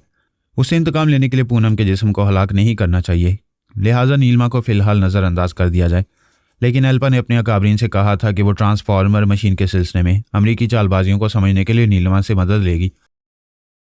लिहाजा वो ख्याल खुआनी के जरिए नीलिमा के दिमाग में पहुंचना चाहती थी, लेकिन गुरु नारंग के दिमाग में पहुंच गई। गुरु नारंग ने कहा, नीलिमा कुछ अरसे तक किसी से राब्ता नहीं रखेगी, लेकिन तुम्हारा पैगाम उसे पहुंचाया जा सकता है। एल्पा ने कहा, मैं नहीं जानती आप कौन है। नीलिमा मेरी दोस्त है और मेरा नाम एल्पा है। वो मेरे दिमाग में आ सकती है। अच्छा, तुम एल्पा हो। मैं तुम्हें जानता हूँ। तुम नहीं जानती कि मैं नीलिमा का बाप गुरु घनश्याम नारंग हूँ। जहाँ तक मेरी मालूमात है, नीलिमा की आत्मा 150 बरस से ज़्यादा पुरानी है। इतनी पुरानी आत्मा का बाप कहाँ से आ गया? जहाँ से तुम सबके बाप आते हैं और उनके बगैर तुम में से कोई पैदा नहीं होता। अगर इस साइंसी तरक्की के दौर में ये मानती हो कि उसकी आत्मा 150 बरस पुरानी है तो ये भी मान लो कि मैं उससे भी ज़्यादा पुराना हूँ। वो आत्मा शक्ति खो चुकी थी, मेरी आत्मा शक्ति बरकरार है। मैं ये साबित करने के लिए तुम्हारे जिस्म से आत्मा को निकाल कर खुद उसमें समा सकता हूँ। फिर दुनिया तुम्हें अल्पा समझेगी, लेकिन मैं गुरु घनश्याम नारंग अल्पा बनकर जिंदा रहूँगा। क्या अभी ये तमाशा देखोगी? नहीं प्लीज़। नीलिमा को मेरा पैगाम दे देना कि किसी वक्त मुझसे रब्ता करे। ये कहते हुए दिमागी तौर पर हाजिर होकर सोचने लगी, ये जादूगर बड़े खतरनाक होते हैं। कितने ही टेलीपैथी जानने वाले कई बार नीलिमा को जिस्म बदलते देख चुके हैं। ये अच्छा है कि वो फिर अपनी आत्मा शक्ति मुकम्मल कर रही है। वो मेरी दोस्त है, मुझे नुकसान नहीं पहुंचाएगी, इसके बरक्स मेरी बहुत मदद करेगी। उसने अपनी यहूदी अकाबरीन से कहा, नीलिमा भी हमारे काम नहीं आ सकेगी। आज पता चला कि उसका बाप जिंदा है। उसका नाम गुरु घनश्याम नारंग है। वो मुकम्मल आत्मा शक्ति का मालिक है। एक हाकिम ने कहा, तुम्हें उसके बाप से मदद मांगना चाहिए थी। कोई दोस्ती के बगैर मदद नहीं करता। जब नीलिमा अपने बाप को बताएगी कि मैं उसकी अच्छी दोस्त हूँ, तब वो मेरी मदद करेगा। ऐसे वक्त अल्पा ने अपने दिमाग में गुरु नारंग की आवाज़ सुनी। वो कह रहा था, परेशानी क्या है बताओ। वो हैरानी से बोली, तुम मेरे दिमाग में आए हो और मैंने पराई सोच की लहरों को महसूस नहीं किया। यह कहकर उसने सांस रोकी। गुरु नारंग ने हंसते हुए कहा, जितनी देर भी सांस रोकती रहो मुझे दिमाग से नहीं निकाल सकोगी। रूहानी टेलीपैथी जानने वाले भी किसी न किसी तरह दिमाग में पहुंच जाते हैं। ये तुम देख रही हो। ओ गॉड, आप तो बहुत बड़ी गैर मामूली शक्ति रखते हैं। क्या आप रूहानी टेलीपैथी जानने वालों के अंदर भी जा सकती हैं? नहीं, वो मुझे महसूस कर लेंगे और मैं भी उन्हें अपने अंदर महसूस करके सांस रोक सकता हूँ। पारोस और पोरस आम टेलीपैथी जानते हैं, आप उनके अंदर जा सकते हैं? नहीं, बाबा साहब के इदारे के तमाम टेलीपैथी जानने वालों पर रूहानी अमल किया गया है। मैं पोरस के दिमाग में गया था, वो मुझे महसूस करते हुए जैसे अनजान बना हुआ था। यहाँ जमुना दास बना हुआ है और उसी जमुना दास की शख्सियत से ताल्लुक़ रखने वाले ख्यालात उसके दिमाग से उभर रहे थे। उसके चोर ख्यालात भी उसे जमुना दास जाहिर कर रहे थे। फिर आपने नीलिमा को पोरस से किस तरह बचा कर रखा है? मैंने नीलिमा की शख्सियत, उसकी आवाज़ और लबो लहजा बदल दिया है और यह अमल किया है कि जो भी नीलिमा के पास आना चाहे उसकी सोच की लहरें भटक कर मेरे पास आ जाया करेंगी, जिस तरह तुम मेरे पास आ गई हो। मुझे खुशी है कि आइंदा नीलिमा भी आपकी तरह महाशक्तिमान बन जाएगी। आप मेरी तरफ से उसे कामयाबी पर पेश की मुबारकबाद दें। तुम बताओ परेशानी क्या है? वो बताने लगी कि उसे शुबह है कि अमेरिकी बड़ी राजदारी से एक नई ट्रांसफार्मर मशीन तैयार कर रहे हैं। बाबा साहब के इदारे में रूहानी टेलीपैथी जाने वाले हैं। उन्होंने इस सिलसिले में मालूमात हासिल की होंगी। इसके बावजूद वो भी खामोशी इख्तियार किए हुए हैं। मैं भी आत्मा टेलीपैथी के जरिए मालूम करता हूँ। तुम चंद मिनट तक इंतजार करो, मैं अभी आता हूँ। गुरु नारंग उसके दिमाग से चला गया। वो खुश होकर यहूदी अकाबरीन से बोली, बाबा साहब के इदारे वालों की तरह गुरु नारंग आत्मा टेलीपैथी जानते हैं। योगा जानने वालों के दिमागों में भी पहुंच जाते हैं। तुम सबके लिए खुशखबरी कि नीलिमा की गैर मौजूदगी में वो गुरु हमारे मददगार बन गए। वो अभी चंद मिनट बाद उस नई तैयार होने वाली ट्रांसफार्मर मशीन के बारे में हमें बताने वाले हैं। फौज के काल अफसर ने कहा, बेशक ये बहुत बड़ी खुशखबरी है, लेकिन क्या ये तुम्हारा नुकसान नहीं है कि वो तुम्हारे दिमाग में चले आते हैं? एक तरह से कहा जा सकता है कि मैं नुकसान उठा सकती हूँ, लेकिन बचाव की कोई तदबीर नहीं कर सकती। मैंने सांस रोककर उन्हें दिमाग से निकालने की कोशिश की थी, लेकिन नाकाम रही। वैसे आइंदा हमारी पॉलिसी यही रहेगी कि हम नीलिमा और गुरु नारंग को हर कीमत पर दोस्त बनाए रखेंगे। उसी वक्त फैक्स के जरिए अमेरिका से खबर मौसूल हुई। उसमें लिखा था, पिछले दिनों रूस ने ऐलान किया था कि वो एक जदीद मिसाइल का तजुर्बा करने वाला है। आज अमरीकी वक्त के मुताबिक सुबह 10 बजे उसने 2 मिसाइल हमारे मुल्क के शुमाली हिस्से अलास्का में दागे हैं। अलास्का के उस हिस्से में एक सरकारी ज़मींदोज़ असलहा फैक्ट्री थी। वह बुरी तरह तबाह हो गई है। सैकड़ों अफराद हलाक हो गए हैं। हम इस जारहाना कार्रवाई के खिलाफ अक़वाम मुत्तहिदा में रूस से जवाब तलब करने वाले हैं। ये फैक्स पढ़ते ही अल्पा ख्याल ख्वानी के जरिए रूसी फौज के आला अफसर के दिमाग में पहुंच गई। वो उसे अपने अंदर महसूस नहीं कर सकता था। परेशान होकर सोच रहा था, ये क्या हो गया? हमने अमरीकी हुकाम के मशवरों के मुताबिक उन मिसाइलों को बाबा साहब के इदारे की तरफ छोड़ा। पहले की तरह दूसरी बार भी बाबा साहब के इदारे पर हमला नाकाम रहा, जबकि हमने बड़ी राजदारी से ये काम किया था और ये यकीन हो गया था कि फरहाद सोनिया और उनके तमाम टेलीपैथी जानने वाले अफराद इदारे में मौजूद हैं। हमारे हमले से वो सबके सब मारे जाएंगे। ख्याल ख्वानी के दौरान में अल्पा ने गुरु नारंग की आवाज़ सुनी। अल्पा, तुमने इसके ख्यालात पढ़े? रूस ने अमेरिका के मशवरे से हमला किया था, लेकिन वहाँ मिसाइल पैड के फौजी ये नहीं जानते थे कि वो गायब दिमाग रहकर अलास्का की तरफ मिसाइल दाग रहे हैं, और ये भी नहीं जानते थे कि अलास्का की ज़ेर ज़मीन फैक्ट्री में नई मशीन तैयार हो चुकी है जिसके ऊपर खच्चे उड़ गए हैं। वो हैरानी से बोली, अच्छा, तो उन्होंने वो मशीन अलास्का में तैयार की थी? हाँ, और कामयाबी से तैयार की थी। उन्होंने अब तक 2 दर्जन अमरीकी ज़हीन और दलेर अफराद को उस मशीन के ज़रिए टेलीपैथी सिखाई है। उनमें से 6 अमरीकी टेलीपैथी जानने वाले रूस के उस मिसाइल पैड के अफसरों और फौजी जवानों के दिमागों में मौजूद थे, ताकि इस बार हमला कामयाब रहे और बाबा साहब का इदारा तबाह हो जाए। क्या रूसी अफसरों और फौजी जवानों को मालूम था कि अमेरिका से टेलीपैथी जानने वाले उनकी मदद के लिए आए हैं? नहीं, हुकूमत रूस को भी ये मालूम नहीं था कि अमेरिका ने अलास्का में ट्रांसफार्मर मशीन तैयार की है और उसके फौजी गायब दिमाग होकर उसी मशीन को उसके खुफिया अड्डे समेत तबाह कर चुके हैं। उन अमरीकी अकाबरीन ने बड़ी चालबाजी दिखाई थी। तमाम अमरीकी अकाबरीन ऐसी चालबाजी से बेखबर थे। सिर्फ चंद योगा जाने वाले अफसरों और फौजी जवानों ने यह प्लानिंग की थी, जो निहायत तजुर्बाकार मैकेनिक और इंजीनियर्स वगैरह वहां ले जाए गए थे। उन्हें 1.5 माह तक गूंगे कैदी बनाकर रखा गया था। यह सख्ती से कहा गया था कि उनके मुंह से एक ज़रा सी भी आवाज़ निकलेगी तो उन्हें गोली मार दी जाएगी। वे एक दूसरे से तहरीर के ज़रिए या इशारों के ज़रिए बातें करते थे। कि अमरीकी काबरीन को अब तक ये मालूम नहीं हो पाया कि उनके मुल्क में ट्रांसफार्मर मशीन तैयार हो चुकी है और उनके 2 दर्जन काबिल अफराद टेलीपैथिक इल्म हासिल कर चुके हैं। उन्हें परसों शाम को यह खुशखबरी सुनाई गई थी। उन्होंने इतनी बड़ी कामयाबी पर रात भर जश्न मनाया था। उन्हें सिर्फ ये नहीं बताया गया था कि इस मशीन को अलास्का के एक ज़ेरे ज़मीन अड्डे में छुपा कर रखा गया है। जब वो अड्डा खुद उनकी प्लानिंग से तबाह हो गया तो एक योगा जाने वाला अफसर इत्तफाक से बच गया था। वो अपनी बीवी के इंतकाल की खबर सुनकर शिकागो गया हुआ था। उसने अमरीकी अकाबरीन को बताया, तब उन्हें पता चला कि उन्होंने खुद अपने पैरों पर कुल्हाड़ी मारी है, लेकिन वो रूस को इल्ज़ाम दे रहे हैं। एल्पा ने कहा, लेकिन वे इस मसले को अक़वाम मुत्तहिदा तक नहीं ले जाएंगे, क्योंकि वह हमला दोनों की मिली भगत से हुआ था और अमेरिका कभी यह जाहिर नहीं करेगा कि ऐसे हमले के 22 करोड़ डॉलर्स की ट्रांसफार्मर मशीन बर्बाद हो गई है। वैसे मशीन के बर्बाद होने से पहले वो 24 अदद टेलीपैथी जाने वाले पैदा कर चुके हैं। हाँ, मगर वो ना तजुर्बेकार हैं। मिसाइल दागने के वक्त उनके 6 टेलीपैथी जाने वाले वहाँ अफसरों और फौजी जवानों के दिमागों में थे। इसके बावजूद उन्हें गायब दिमाग होने और गलत टारगेट पर दागने से रोक ना सके। उस योगा जाने वाले अफसर ने अपने ख्याल ख्वानी करने वालों की ना तजुर्बाकारी को अच्छी तरह समझ लिया। आइंदा वो उन्हें अच्छी तरह ट्रेनिंग देने के बाद भी खुलकर किसी टेलीपैथी जाने वाले के मुकाबले पर नहीं भेजेगा, बल्कि उन्हें बड़ी राजदारी से अहम मामलात में इस्तेमाल करेगा। आप महाशक्तिमान हैं। क्या उन तमाम टेलीपैथी जानने वालों के दिमागों में पहुंच सकते हैं? पहुंचने का कोई जरिया होना चाहिए। योगा जाने वाले अफसरान ने परसों रात अपने अकाबरीन को मशीन के सिलसिले में खुशखबरी सुनाई थी। मैंने 2-4 अकाबरीन के दिमागों में पहुंचकर उनकी याददाश्त से मालूम किया कि उससे योगा जाने वाले का लबो लहजा कैसा था। इस तरह मैं उसी योगा जाने वाले और उसके 6 ख्याल ख्वानी करने वालों के दिमागों में पहुंच चुका हूँ। क्या बाकी 18 टेलीपैथी जाने वाले आपसे बचे हुए हैं? हाँ, वो 18 अफराद दूसरे योगा जाने वालों के मातहत थे। वो तमाम योगा जाने वाले अफसरान उस अड्डे में मर चुके हैं। फिर तो वो 18 भी मर चुके हैं। नहीं, उन सबको ट्रांसफार्मर मशीन के मरहलों से गुजारने के बाद मेडिकल ट्रीटमेंट के लिए दूसरी जगह मुंतकिल कर दिया गया था। वो 18 ख्याल ख्वानी करने वाले जिंदा हैं। फिर तो वो अपने करोड़ों डॉलर्स का नुकसान इसलिए बर्दाश्त कर लेंगे कि उनके मुल्क में 24 अदद ख्याल ख्वानी करने वाले मजीद पैदा हो गए हैं और ये हमारे लिए दर्द सर बने रहेंगे। फिक्र ना करो, मैं जो हूँ उनके 6 ख्याल ख्वानी करने वालों तक पहुँच चुका हूँ। बाकी 18 को भी तलाश करने में ज़रा वक्त लगेगा, लेकिन मैं उन्हें ढूंढ निकालूंगा। तुम फिक्र ना करो। नीलमा को आत्मा शक्ति मुकम्मल कर लेने दो, फिर हम अपनी एक अलग मजबूत टीम बनाएंगे कि दुनिया देखेगी। हम अगर रूहानी टेलीपैथी जाने वालों से बरतर ना हो सके तो उनसे कमतर भी नहीं रहेंगे। अब मैं जा रहा हूँ। वह चला गया। एल्पा ने अपने अकाबरीन को अमरीकी ट्रांसफार्मर मशीन और उनके 24 अदद टेलीपैथी जाने वालों के बारे में तफसील से बताया। फिर अमरीकी फैक्स के जवाब में अपनी तरफ से एक फैक्स रवाना किया। उसमें लिखा था, क्या आप हजरात रूस के खिलाफ अक़वाम मुत्तहिदा में कुछ बोल सकेंगे? नहीं, हमें नादान ना समझें। आप ये नहीं चाहते कि हमारे मुल्क में भी यहूदी टेलीपैथी जाने वालों का इजाफा हो। आपने बड़ी राजदारी से वह मशीन तैयार की, 24 अदद टेलीपैथी जाने वालों का इजाफा किया। एक रूपोश टेलीपैथी जानने वाला पहले ही आपके पास था। आपके 6 टेलीपैथी जानने वाले उन फौजी अफसरों और जवानों के दिमागों में थे जिन्होंने बाबा साहब के दायरे की तरफ मिसाइल दागे, और आपके मशवरे पर उन्होंने ऐसा किया। लेकिन नतीजा सामने है। आपकी उस मशीन के पुर्जे पुर्जे हो गए। उन 6 टेलीपैथी जाने वालों को हमने पहचान लिया है। बाकी 18 के बारे में भी मालूम कर लेंगे कि वो जिंदा हैं या मर चुके हैं। अब आखिरी और अहम बात यह कहना है कि एल्बा को तनहा समझकर टेलीपैथी का हथियार इस्तेमाल करने की नादानी ना करना। ये नादानी बहुत महंगी पड़ेगी। That's all. अमरीकी अकाबरीन ने वो फैक्स पढ़ा। एक हाकिम ने कहा, ताजुब है, इन यहूदियों को हमारे अंदर के हालात कैसे मालूम हो गए?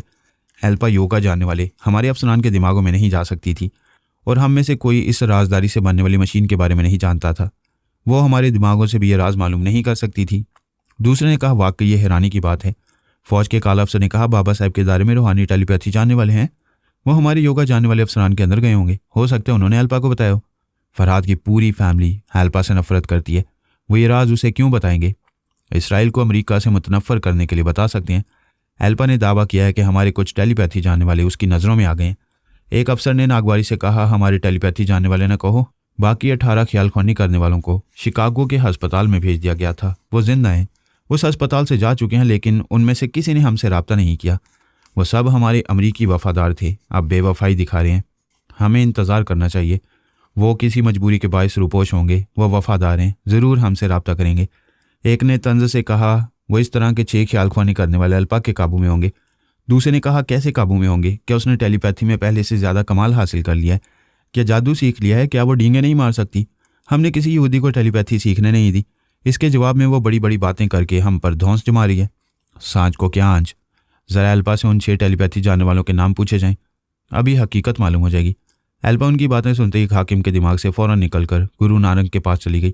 एक अमरीकी फ़ौज के आला अफसर ने फ़ोन के जरिए इसराइली आर्मी इंटेलिजेंस के डायरेक्टर जनरल ब्रेन आदम से रब्ता किया और कहा, हमने आपका रवाना करदा फैक्स पढ़ा है। उस फैक्स की कुछ बातें मुतनाज़ हैं। फ़िलहाल हम एल्पा से एक बात करना चाहते हैं।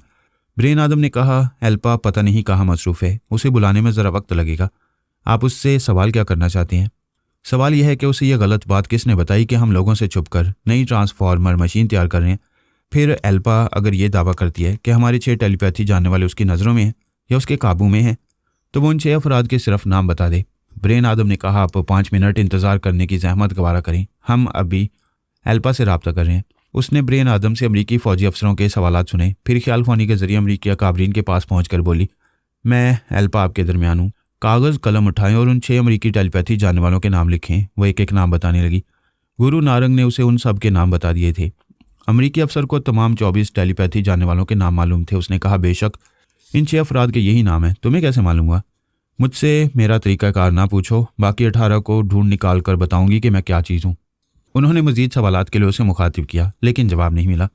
वो उन्हें हैरान और परेशान छोड़कर चली गई थी और सब भी इस बात पर सोच रहे थे कि अपने 18 टेलीपैथी जानने वालों से किस तरह राब्ता करके उनकी हिफाजत करें। चंद इस्लामी ममालिक के सरबराहान ने शाम के हुकाम के पास अपने नुमाइंदों के हाथ एक एक खत लिखकर भेजा। उन सरबराहान के खतूत का मुश्तरका मतन यह था कि अमरीका और दूसरे बड़े ममालिक से दोस्ती ज़रूर रखनी चाहिए, लेकिन बाबा साहब के दायरे को नज़रअंदाज नहीं करना चाहिए। उस इदारे के नुमाइंदों को अपने मुल्क से जाने दिया गया। उन्हें रोककर और दोनों तरफ दोस्ती का हाथ बढ़ाकर मियाना रवि इख्तियार नहीं की गई। ये सियासी मसलहतों के खिलाफ है। बाबा साहब के दायरे की बढ़ती हुई ताकत ने और एटमी कुव्वत रखने वाले ममालिक पर बरतरी हासिल करने की सलाहियतों ने यह साबित कर दिया है कि वो किसी भी एटमी कुव्वत रखने वाले मुल्क से कम नहीं है। बहैसियत मुसलमान उस इदारे की कदर करने से गैर मुस्लिम कुव्वतें हमसे बरतर नहीं होंगी और ना ही बाबा साहब के दायरे और दोस्ती करने पर दूसरे ममालिक एतराज़ कर सकेंगे। हमारे लिए ये बेहतर होगा कि हम अपनी खारजा पॉलिसियों पर अमल करने के लिए आज़ाद हैं। आप इस हकीकत को समझ सकते हैं कि उन तमाम बड़े ममालिक ने एक दूसरे के फौजी अड्डों पर हमले किए। इसके बाद वो एक दूसरे के दोस्त रहे। रूस ने अलास्का में क्यों मिसाइल दागे, इसके बावजूद वो सब मुत्तहिद रहेंगे और इस्लामी ममालिक एक दूसरे को नुकसान ना पहुंचाने के बावजूद आपस में इत्तेहाद कायम नहीं रख सकते। आखिर क्यों? आइए हम इन हालात पर गौर करें। अहम अफराद की एक खुफिया इस्लामी कॉन्फ्रेंस मुनक्कद करें और दानिशमंदी से इत्तेहाद का रास्ता निकालें। हमें अपना सिर्फ आज नहीं देखना है, दुनिया के नक्शे पर बावकार इस्लामी ममालिक कहलाने के लिए अपनाने वाला कल भी बनाना है। ये खतूत उन इस्लामी ममालिक के नुमाइंदे लाए थे जो पूरी तरह अमरीका के ज़ेर असर नहीं थे। वफादार के महल में रहने वाले अमरीकी मुशीर कॉर्नर मैसन ने अपनी सुरागरसां सेक्रेटरी जूली को उन खतूत के बारे में बताया। जूली ने वह खतूत महल के एक रिकॉर्ड रूम से चुरा लिए। उन्हें अमरीका तक पहुंचाना ज़रूरी था ताकि उन्हें मालूम हो जाए कि एक खुफिया इस्लामी कॉन्फ्रेंस हो सकती है और इस तरह वो इस्लामी ममालिक अमरीका से बगावत का पहला कदम उठाने वाले हैं। जूली ने रस्मी तौर पर मुशीर कॉर्नर मैसन से छुट्टी ली ताकि खुद उन खतूत को अमरीकी योगा जानने वालों तक पहुंचाए। अगर वह फैक्स करती तो हम टेलीपैथी जानने वाले अमरीकी काबरीन के दिमाग से मालूम कर लेते। जब वह दमिश्क में मेरे साथ एक मुकामी बाशिंदे के घर में थी तो मैंने उसे अपनी मामूला और ताबे बना लिया था। वो अमल के मुताबिक भूल गई थी कि उसे ताबे बनाया गया है। वो एक फ़्लाइट से इसलिए भी अमरीका जा रही थी कि अपनी छोटी बहन जीनी से लंदन के एक पागल खाने में मुलाकात करना चाहती थी। जीनी नौजवान थी लेकिन बचपन से अब नॉर्मल थी। रफ्ता रफ्ता उसका पागलपन बहुत ख़तरनाक हो गया, लिहाजा इलाज के लिए उसे पागल खाने में रखा गया। डॉक्टरों की रिपोर्ट थी कि अब वो कुछ नॉर्मल होती जा रही है, कुछ अरसे बाद उसे पागल खाने से ले जाया जा सकेगा। वो त्यारे में बैठी जीनी के मुतल्लिक सोच रही थी। त्यारा लंदन की तरफ परवाज़ कर रहा था। उसके साथ वाली सीट पर फहमी बैठी हुई थी। अली उससे पहले लंदन चला गया और वहीं एयरपोर्ट पर उसे मिलने वाला था। फहमी ने उसे पूछा, क्या तुम्हारे पास लाइटर होगा? जूली ने ख्यालात से चौंक कर उसे देखा, फिर अपने पर्स से एक लाइटर निकाल कर देते हुए कहा, यहाँ सिगरेट पीने की ममानियत है, मैं जानती हूँ, इसलिए टॉयलेट में जाकर 2-4 कश लगाऊंगी। जूली ने पूछा, क्या तुम चरस की आदी हो? फहमी ने मुस्कुराकर कहा, बड़ी तेज़ नज़र रखती हो, क्या जासूसा हो? वो नागवारी से बोली, तुम्हारा नशा टूट रहा होगा, जाओ अपना शौक फरमाओ। फहमी सीट से उठकर दरमियानी राहदारी से चलती हुई टॉयलेट के दरवाजे पर आई। इसे खोलकर अंदर आने के बाद बंद किया। फिर लिबास के अंदर से एक बड़ा सा लिफाफा निकाला। उस लिफाफे में वो तमाम खतूत थे जिन्हें इस्लामी ममालिक के सरबराहान ने शाम के हुक्काम को लिखा था। जूली लंदन में एक दिन क्याम करने के बाद इन खतूत को वाशिंगटन पहुंचाने वाली थी। फहमी ने लाइटर को ऑन किया, फिर उस बड़े से लिफाफे के एक कोने को आग दिखाई। उस आग ने बढ़ते बढ़ते पूरे लिफाफे को जला डाला। फहमी ने इसकी राख को कमोड में डालकर बहाया। उसने आईने में देखकर अपना लिबास दुरुस्त किया, बालों पर ब्रश किया, फिर वह दरवाज़ा खुलकर बाहर आ गई। उस वक्त अली ने मुखातिब किया, काम हो गया? मैं 1 घंटे में पहुंचने वाली हूँ। मैं एयरपोर्ट पर तुम्हारा इंतज़ार करूँ। यहाँ वो दोनों शैतान भी मौजूद हैं। कौन? पारस और पोरस? हाँ, उनसे बड़ा शैतान कौन होगा? पता नहीं किस चक्कर में आए हैं। मैंने पूछा तो कहने लगे जूली से रिश्तेदारी करने आए हैं, उसके साथ कहीं जाएंगे। फहमी ने कहा जूली तो पागल खाने अपनी बहन से मुलाकात करने जाएगी। अच्छा है, ये दोनों भी पागल खाने ही चले जाएं। फहमी ने अपनी सीट पर वापस आकर जूली को लाइटर देते हुए कहा, शुक्रिया, तुम्हारा लाइटर बहुत काम आया है। वो लाइटर लेकर बोली, मैं नशा करने वालों को पसंद नहीं करती, पहले मालूम होता तो तुम्हें लाइटर भी ना देती। फहमी ने हैरानी से पूछा, नशा? क्या तुम समझती हो कि मैं नशा करती हूँ? नहीं करती हो तो ये लाइटर क्यों लेकर गई? ताज्जुब है, एक तो मैंने तुम्हारा काम किया, ऊपर से मुझे नशेबाज कह रही हो। मेरा काम? तुमने मेरा कौन सा काम किया है? क्या तुम इतनी जल्दी भूल जाती हो? तुमने अपनी अटैची से एक बड़ा लिफाफा निकाल कर दिया था, फिर ये लाइटर देकर कहा था कि मैं टॉयलेट में जाऊं और इस लिफाफे को जलाकर उसकी राख कमोड में बहा दूं। तुमने जो कहा वो मैंने कर दिया। जूली एकदम उछलकर खड़ी हो गई, ऊपर रखी हुई छोटी सी अटैची को उठाकर सीट पर बैठकर खोलने लगी। फहमी ने पूछा, क्या वो किसी बदमाश के लव लेटर्स थे? वो चीख कर बोली, यू शट अप। तमाम आगे पीछे बैठे हुए मुसाफिर अपने अपने सर घुमाकर देखने लगे। वो अपनी अटैची की एक एक चीज़ निकाल कर देख रही थी, बड़ा सा लिफाफा नहीं मिल रहा था। वो गुस्से से बोली, मेरा वो बड़ा सा लिफाफा कहाँ है? फहमी ने कहा, मैं क्या जानूं, मैंने तो तुम्हारी अटैची को हाथ भी नहीं लगाया, तुमने उसे चुराया है। एयर होस्टेस और स्टीवर्ड वगैरह आ गए। फहमी ने उनसे कहा, यह औरत कुछ एबनॉर्मल है, इसकी अटैची लॉक्ड थी, चाबी इसके पास थी और ये मुझे इल्ज़ाम दे रही है कि मैंने इसका लिफाफा चुराया है। जूली ने कहा, सिर्फ चुराया नहीं, उसे जलाकर कमोड में डाल दिया। मेरे पास माचिस या लाइटर नहीं है, मैं कैसे जलाऊंगी? तुमने मेरी इस लाइटर से जलाया है। ये देखें, लाइटर खुद इसके हाथ में और मुझसे कह रही है कि मैंने चोरी भी की और इस लिफाफे को जलाने के लिए इसका लाइटर लिया है। प्लीज़ स्टीवर्ड, इस औरत को संभाल लें या मेरी सीट बदल दें, मैं एक पागल के पास नहीं बैठूंगी।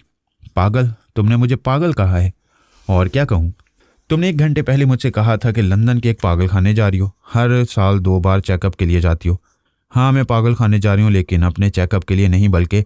एयर हॉस्टेस ने जूली का शाना थपकते हुए कहा, प्लीज़ यूं ना चिल्लाएं, आपको इतने मुसाफिरों के दरमियान नॉर्मल रहना चाहिए। वह फहमी की मर्जी के मुताबिक बोली, क्या मैं नॉर्मल नहीं हूँ? अभी दरवाज़ा खोलो, मैं चली जाऊँगी। तमाम मुसाफिर कह के लगाने लगे। एयर हॉस्टेस और स्टीवर्ड को भी बेसाख्ता हंसी आ गई। जूली अपनी अटैची और पर्स लेकर वहाँ से जाना चाहती थी। एयर हॉस्टेस ने उसे रोकते हुए कहा, सुनिए, अनाउंसमेंट हो रहा है, हम लंदन पहुँचने वाले हैं, प्लीज़ बैठ जाएँ और सीट बेल्ट बांध लें। उसे समझा बुझाकर बिठाया गया। वो सीट बेल्ट बांधते हुए सोचने लगी। ख्वामखा झगड़ा कर रही थी और उस लिफाफे की अहमियत को भूल रही थी। इतना अहम लिफाफा आखिर कहाँ चला गया? उसने घूर कर फहमी से पूछा, तुमने मुझसे लाइटर नहीं लिया था? फहमी ने कहा, मुझे तुमसे डर लगता है, तुम कहोगी लिया था तो हाँ मैंने लिया था, अगर कहूँगी नहीं लिया था तो मैं कहूँगी नहीं लिया था। बोलो, मुझे क्या जवाब देना चाहिए? उस लाइटर से अहम वो लिफाफा था। क्या तुमने मुझे लिफाफा दिया था? नहीं, तुम्हें नहीं दिया था, मगर वो कहाँ चला गया? जब ये जहाज़ दमिश्क से परवास करने लगा तो एक नौजवान औरत ने तुम्हारे पास आकर कहा, मुझे अपनी अटैची दे दो, मैं तुम्हारी सहेली हूँ। तुमने उसे अटैची दी, वो ले गई। थोड़ी देर बाद वापस आकर बोली, शुक्रिया, मेरा नाम फहमी है, फहमी अली तैमूर। ये सुनते ही जूली उठकर खड़ी होना चाहती थी, लेकिन सीट बेल्ट बंधी हुई थी, इसे खोलने का वक्त भी नहीं था। जहाज़ रनवे पर उतरा था। वो फहमी से बोली, जहाज़ जैसे ही रुके मुझे बताओ वो औरत कौन थी?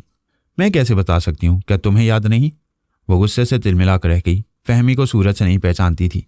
एयरपोर्ट पर इमिग्रेशन काउंटर पर उसने एक औरत को तवज्जो से देखा, एक जासूसा की हैसियत से ताड़ने की कोशिश की।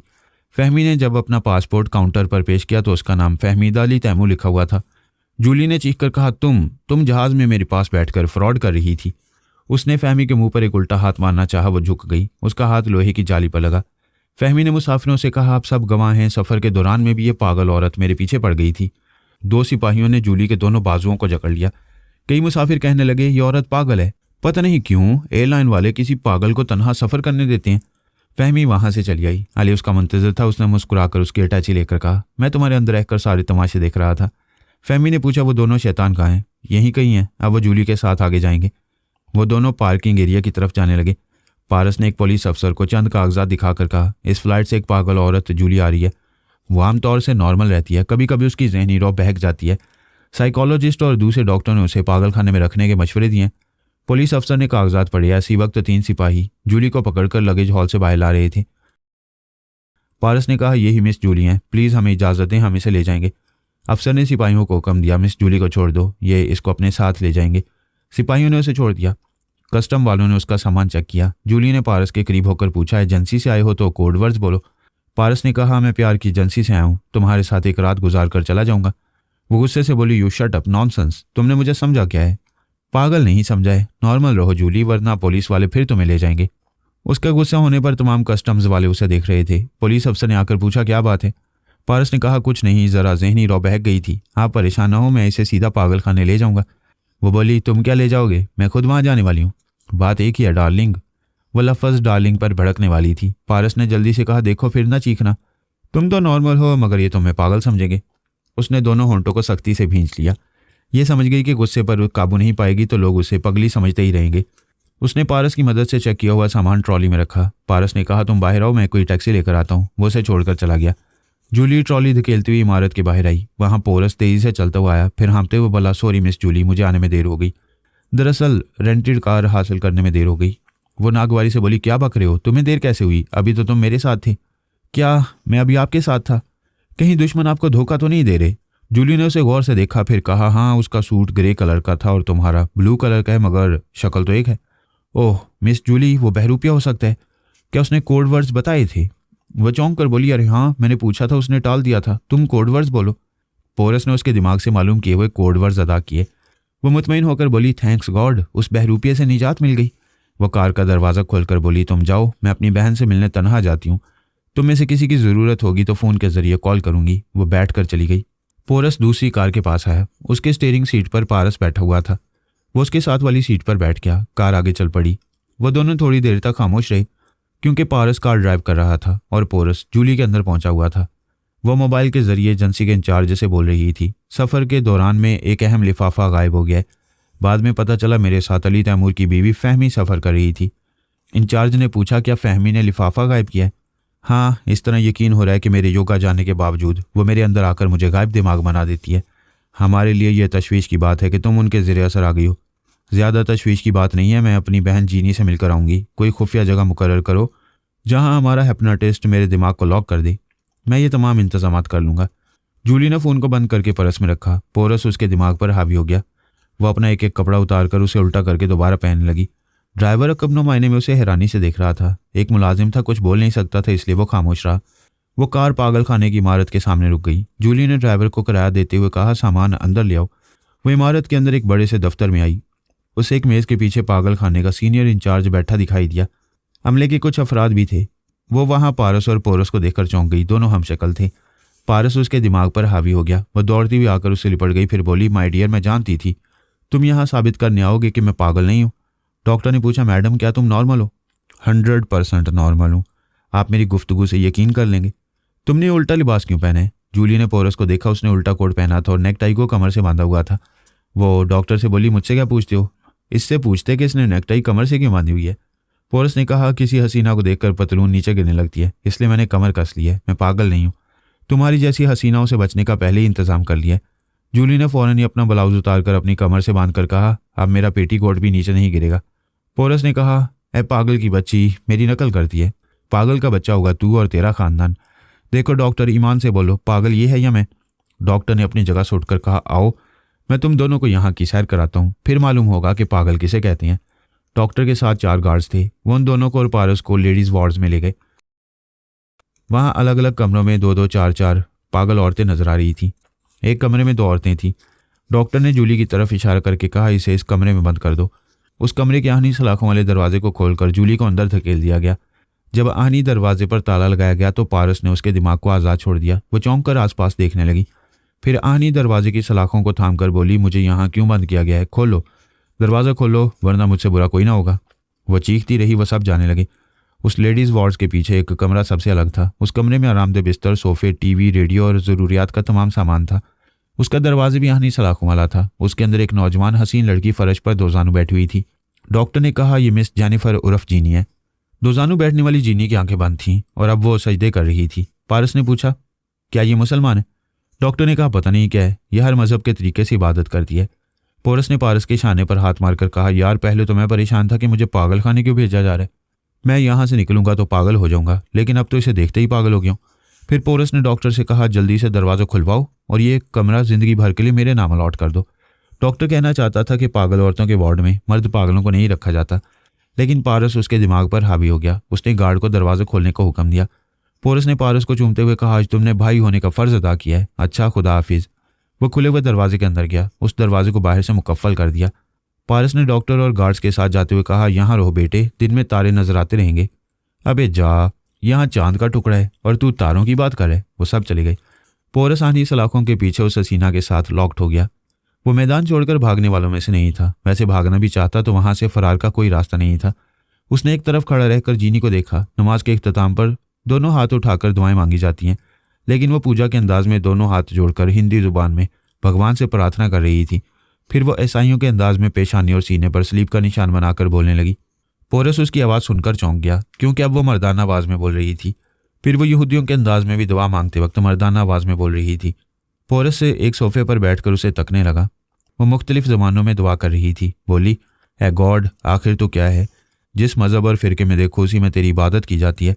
मैं रोज़ इतनी ढेर सारी ज़ुबानों में दुआएं मांगती हूँ, तुझे भी किसी ज़ुबान में बोलकर ये बताना चाहिए कि तू किस मज़हब और ज़ुबान वालों का खुदा है। मैं तो सच बोलती हूँ, तूने इतने सारे मज़हब और ज़ुबानें पैदा करके दुनिया में फसाद फैला दिया।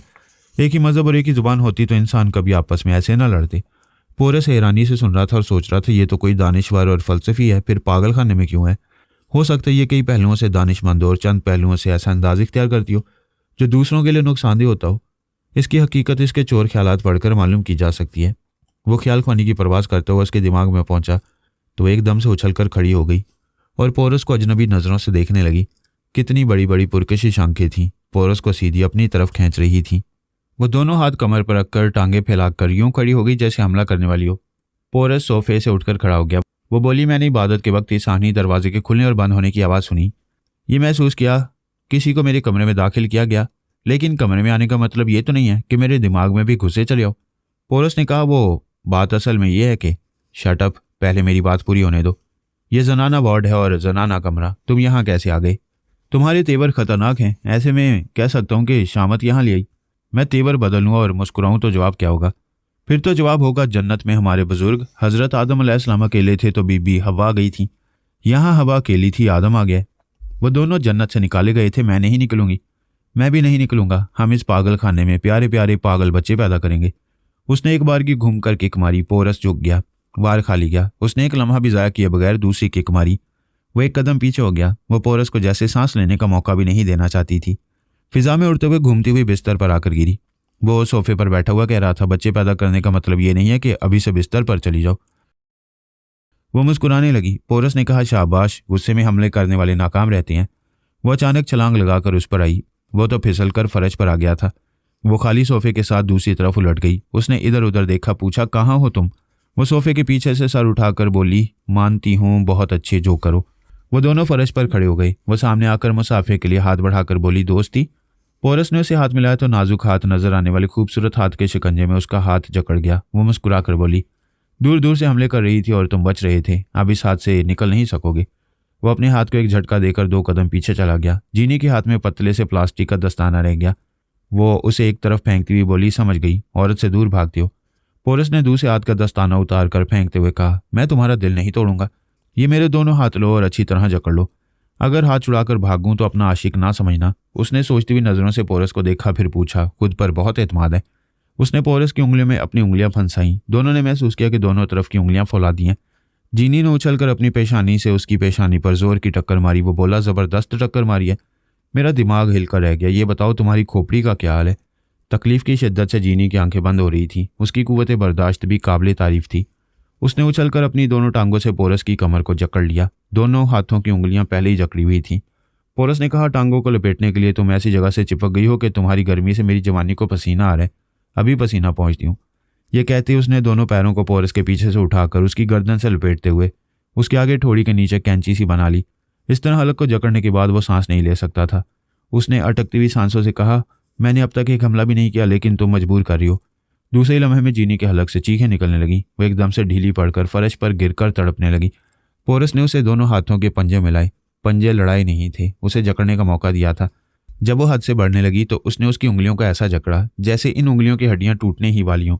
वो दोनों हाथों से अपाहिज नहीं होना चाहती थी, इसलिए ढीली पड़कर फर्श पर गिरकर तड़पने लगी। अपनी उंगलियों को देखने लगी। वो बोला, फिक्र न करो, मैंने हड्डियां टूटने से पहले तुम्हें छोड़ दिया। वो फर्श पर बैठी हुई अपनी उंगलियों को कभी आहिस्ता आहिस्ता सीधा कर रही थी, कभी मुट्ठियां बांधने की कोशिश कर रही थी। पारस से नजरें नहीं मिला रही थी। वो बोला, तुमने तकलीफ में मुब्तला रहने के बायस मेरी सोच की लहरों को महसूस नहीं किया? उसने चौंक कर उसे देखा, फिर कहा, झूठ बोलते हो, ये कोई मर्दानगी है? औरत को तकलीफ पहुंचाते हो? क्या औरत से मार खाना मर्दानगी है? औरत को खुश करने के लिए क्या मार नहीं खाई जा सकती? ऐसे ही शौहर हजरात करती हैं। वो खुश होकर फर्श से उठती हुई बोली, अगर मैं तुम्हें शौहर बना लूँ तो मार खाओगे? या हैरत, तो फिर शर्त मंजूर है। तुम्हारे जिस आइडियल को मौत की तमन्ना होगी वही तुमसे शादी करेगा। मैं भी दुनिया देखना चाहता हूँ। वो चौंक कर बोली, अरे हाँ, क्या तुम मेरे दिमाग के अंदर आए थे? आया था नहीं, आया हुआ हूँ। जब तक तुम्हारी हड्डियां दुखती रहेंगी तुम सांस रोककर मुझे भगा नहीं सकोगी। वह सवालिया नजरों से उसे देखने लगी। पोरस ने कहा, अमरीकी अकाबरीन ने बड़ी राजदारी से अपने एक ही टेलीपैथी जानने वाले को छुपा रखा था।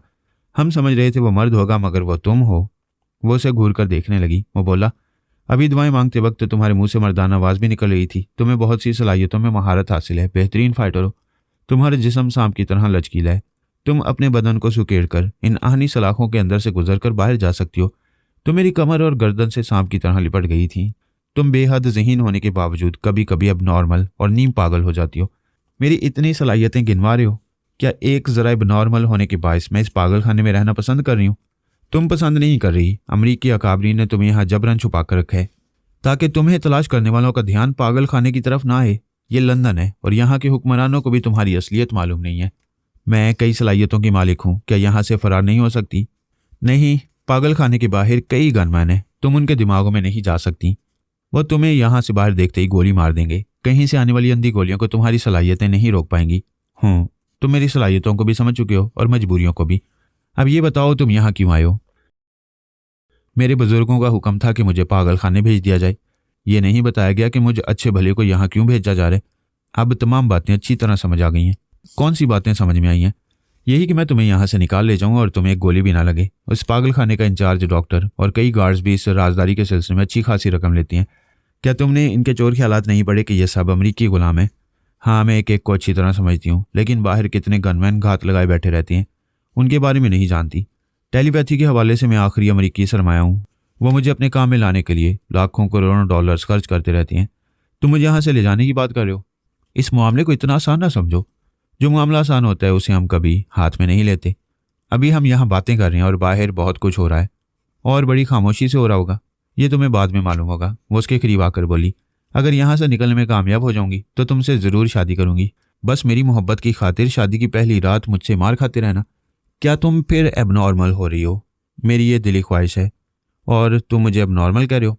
तुम्हारी दिली ख्वाहिश है, मेरी भी दिली ख्वाहिश है कि तुम मेरी ज़िंदगी में आओ। प्लीज़ अपनी पहली रात वाली शर्त भूल जाओ। चुपचाप एक बुत बनकर तुमसे मार खाने का मतलब ये होगा कि मुझे अस्पताल जाना होगा। फिर पता नहीं कब जख्म भरेंगे, कब हड्डियां पसलियां दुरुस्त होंगी और कब शादी की दूसरी रंगीन रात आएगी। मैं कुछ नहीं जानती। मैंने आज तक जिनसे भी मुकाबला किया है उन पर गालिब आती रही हूँ। आज तुमने मेरा दिल तोड़ दिया कि आशिक ऐसे होते हैं। मानता हूँ आशिक बड़े बड़े मुश्किल इम्तिहानात से गुजरते हैं। मुझे सोचने का मौका दो, मैं तुम्हारी दिली ख्वाहिश पूरी करने का रास्ता निकालूंगा। वो सोचने लगा इस सिलसिले में पारस से मशवरा करेगा। उस वक्त पारस पागल खाने के दफ्तर में सीनियर डॉक्टर के पास बैठा हुआ था।